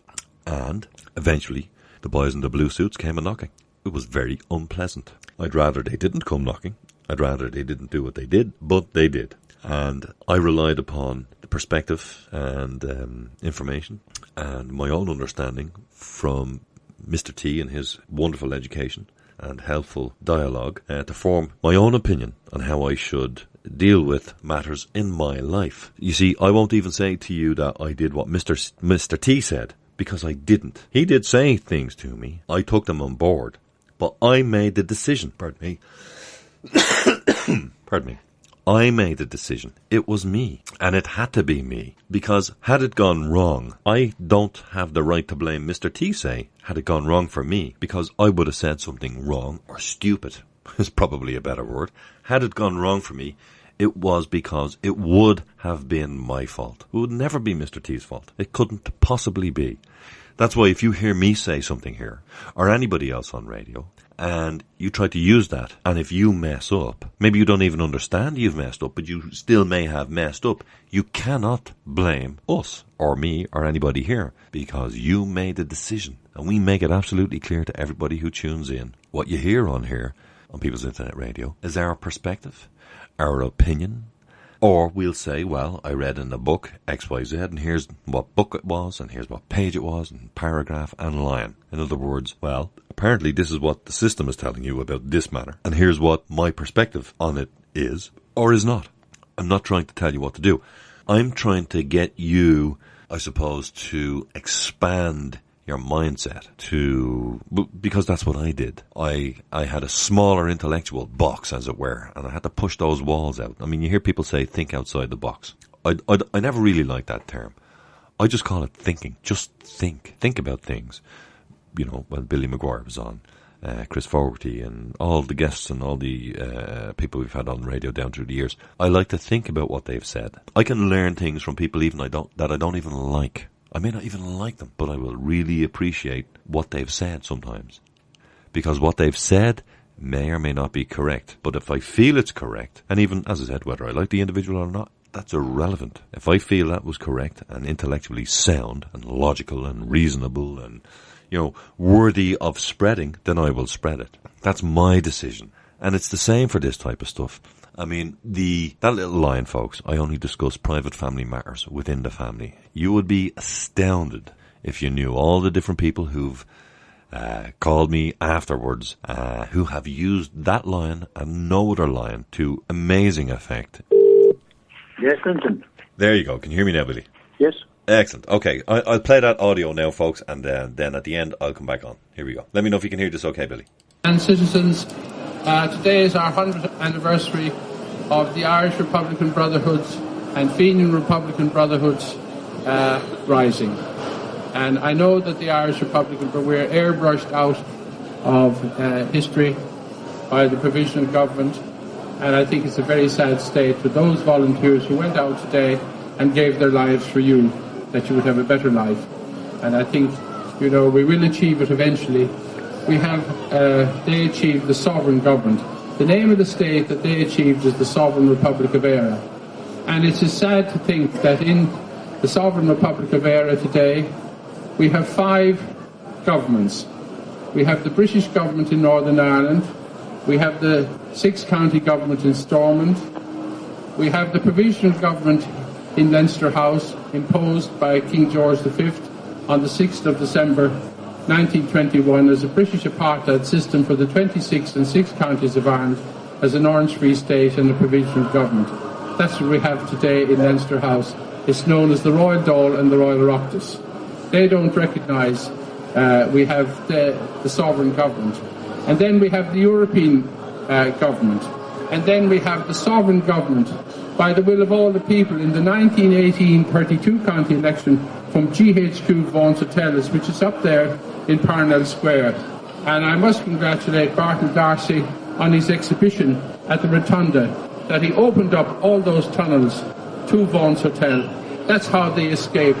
We would not have bought, my family would not have bought Vaughan's Hotel without those tunnels, because you would not have, we wouldn't have been able to win the 32-county election of 1918, and we wouldn't have been able to win the War of Independence without those.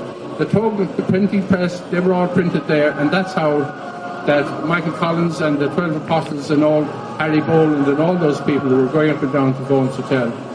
And those tunnels are there probably for a couple of 100 years. And they're so important that the people know where your sovereignty came out of. And if you heard Seamus O'Sullivan reading the proclamation, and Harry O'Reilly, our Vice President, reading the Sovereign Constitution, they're the foundation documents of the state, the Sovereign Republic of Eire.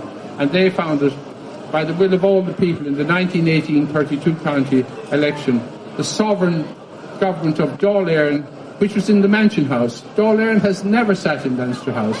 Dáil Éireann never left the Mansion House. So I think there's a lot of politicians have a lot of explaining to do why they keep on now saying that they're going to Dáil Éireann. But the Irish Republican Brotherhood want that sovereign government by the will of all the people in the 1918 32-county election established. That government was established on the 21st of January 1919. All the institutions of the state were up and working. All the departments. Michael Collins was Minister for Finance on the 6th of December 1921 when King George V imposed the British apartheid system for the 26 and 6 counties of Ireland. He was only provisional minister, and that's all we have today. I have explained the 5 governments that they have. Those 4 governments don't recognise that sovereign government by the will of all the people on the 21st of January 1919. That government is still there. It's never been dissolved, nor has anyone the right to dissolve that government. And I can tell you that we have 5 constitutions, and I would like to ask the courts which one they're using. We have the sovereign constitution. We have the Free State constitution imposed by King George V in the Shelburne Hotel. We have De Valera's 37 constitution when the Crown of England wouldn't allow him to put in republic. There's no republic in the 37. We have the British constitution, and we have the European constitution. But Harry read for you the only one by the sovereign citizens. That's you, is the first one, and that's the sovereign constitution. And we want that established again. And we want all when we're in Europe, and I think we have done fairly well in Europe, but the Crown of England is not the sovereign. The Crown is royalty, and it's the heart that's sovereignty. The British government do not have a sovereign government. They have a royal government, and they have a royal courts of justice. they depend on our harp for sovereignty, and that's 1155. And I think all that should come out. And I think it's only fair that people should be told the truth. And I think it's very important. When General de Gaulle, he wouldn't allow Britain or Ireland to join the common market, it was the EEC at the time, because Britain didn't have a sovereign government. They depend on their sovereignty from the harp. And I think it's very important that comes to the truth, reconciliation and prosperity process, which was founded down the University of Limerick in 1950. It was predicated on the Queen's visit that all that information would be shared with the citizens here of our country and of Britain. And I think it's very important. When David Cameron said the other day that the people in Britain are sovereign and that their vote in Europe will be a sovereign vote, they're getting their sovereignty from us. The people in Britain are subjects to the Crown. You can't be subject to the Crown and be sovereignty at the same time.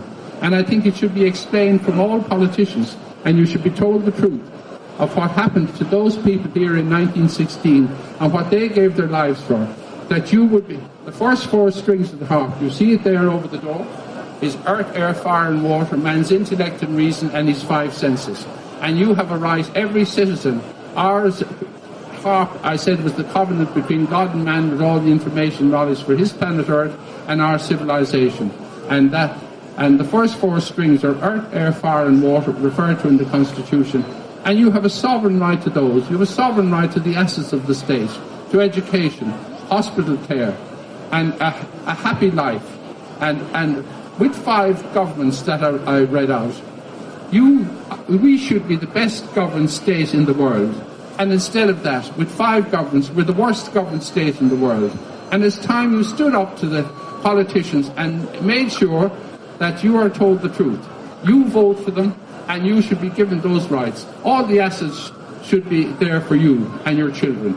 Every child here is born sovereign, and every child born in Britain is born subject to the Crown. And I think we know the difference. And we know where they get their sovereignty from. It's from the harp. And when the Queen, and that should be made very clear to people here. And we're going to raise our tricolour flag at 12 noon. Have half an hour. But that's what they did here. That tricolour flag, it was brought here by Thomas Francis Marr, who was a Fenian, and it was adopted by the Irish and Fenian Republican Brotherhood as the national standard. The Fenians were around, and so were the Young Irelanders. And James Stephens, who founded the Irish Republican Brotherhood down at 16 Lombard Street on St. Patrick's Day, 1858, and John O'Mahony, who founded the Fenian Brotherhood in Dohoney's in America. And they are sister organisations. They were the ones who founded the 1916 Rising. And yesterday I saw Heather Humphreys on television out in at Glasnevin, and she wouldn't even lay a wreath on James Stephens or John O'Mahony's grave. I think that is the desecration. We have to stop that being desecrating our what those people did, our tricolour, our proclamation and our sovereign constitution. You are the sovereign, and you should stand up and be treated as sovereigns, and we should have a proper sovereign government that we had on the 21st of January 1919. It's still there, it's never been dissolved. And what are they talking about? This provisional government that they can't decide on. And I think we're not a political party, the Irish Republican Brotherhood, but we hold the mandate of the 1918 32 county election. Sinn Féin was the political wing of the Irish Republican Brotherhood. They won the 1918 32 county election. And Oban and Ahern is the military wing of the Irish Republic. They won the War of Independence. And that all happened there at Vaughan's Hotel, which we came down from this morning. And I think it's very important that you're told the proper truth. And I see that the tricolour has been delivered to every school and the proclamation. And yet none of those children are taught anything about their sovereignty. What's the sovereign seal, which is over the door there? The Book of Psalms is the Psalter, and that's the Psaltery, the instrument that accompanies the Psalms. It's Anno Domini 2016, and I think there's people today who gave their lives who were delighted to see it, and to see we have a wonderful country. All we need is that sovereign government that was voted for by the will of all the people in the 1918 32 county election. And I would say thank you very much, and we'll raise our tricolour at 12 noon. which is flying today there since then. It was never captured. The tricolour was taken down by Diarmaid Lynch and it was taken up. You know what happened. You can't understand 1916 if you don't understand that's when Sir Edward Carson founded the Ulster Volunteers in 1912. And in 1913, they became the UVF Army.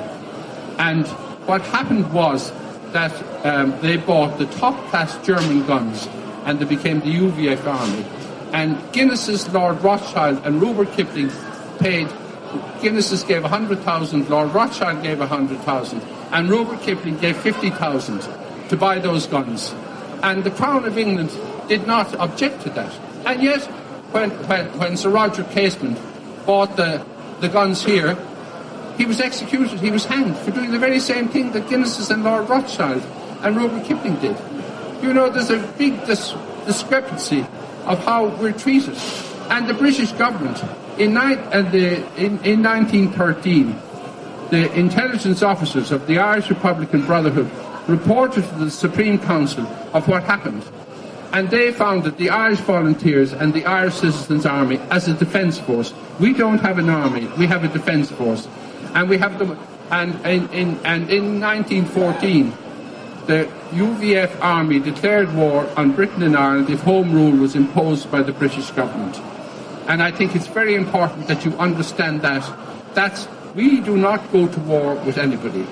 And I told you that tricolour flag here in 1916 was taken down and was brought up. They went up, that was the escape plan, was up Moore Street and down those tunnels which are there on the rotunda. You can see them from here. And I must thank Darcy for opening those tunnels. After 53 years, we finally can see them. And that was the escape plan. If they could get across the road, they would have got down those plans and they would have escaped to all the safe houses. And it's very important to know those two events in 1916. You can't understand. When we don't want to go to war with anybody, always the Irish Republican Brotherhood is always the right and welfare of the sovereign citizens, and that's you. And all the assets of the states should be yours and for your children. And your children are sovereign citizens here. And we're very proud of that, and we're very proud of those people who made it happen. And I think the world today needs the Irish Republican Brotherhood and their proclamation and their sovereign constitution. People are sovereign, and they should be looked after, and we should be properly governed. And I think we would be properly governed with that sovereign government. Nobody has dissolved that government.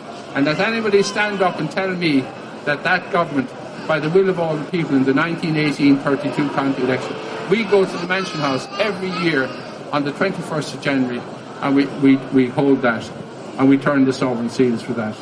And I think there's a wonderful achievement by those volunteers and Citizens Army and Cumann na Món and na Fianna and Nini Nahan, what they did for us, and I don't think we appreciate it today because we're not told the truth. And I thank you very much, and we'll have our raising of the tricolour at 12 noon. Thank you indeed.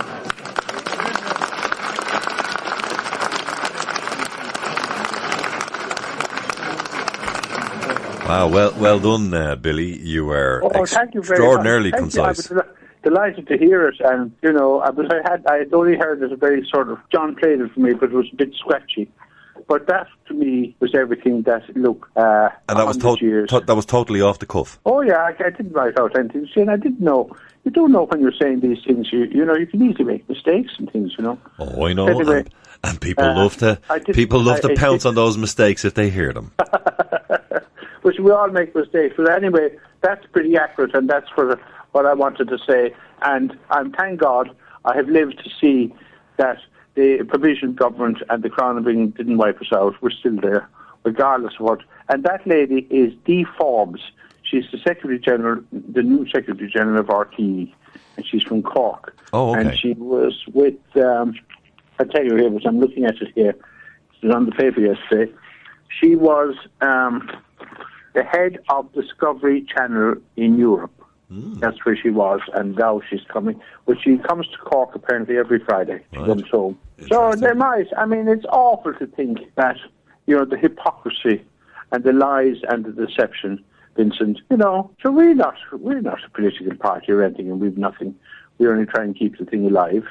And so do you. One of the most valid points you've said, not one, but a valid point you said there was nobody, and I've never read in any history book anywhere ever, Billy, anybody claiming to put a date or even mention when the sovereign government of 1919 was established. Nobody ever said when it was disestablished or dissolved or removed. I mean, even though, well, King George may have declared it illegal to him. Yes. But that was to him, perhaps it was illegal. Yeah, well, I mean, yeah. When did the Irish people themselves declare it illegal? Never, and it never ever happened. And let one come up and say it when it was. It was never dissolved. And I read the Sovereign Constitution, the foundation documents with the proclamation, and it said it can't even be put before the citizens. And as Richard Beale...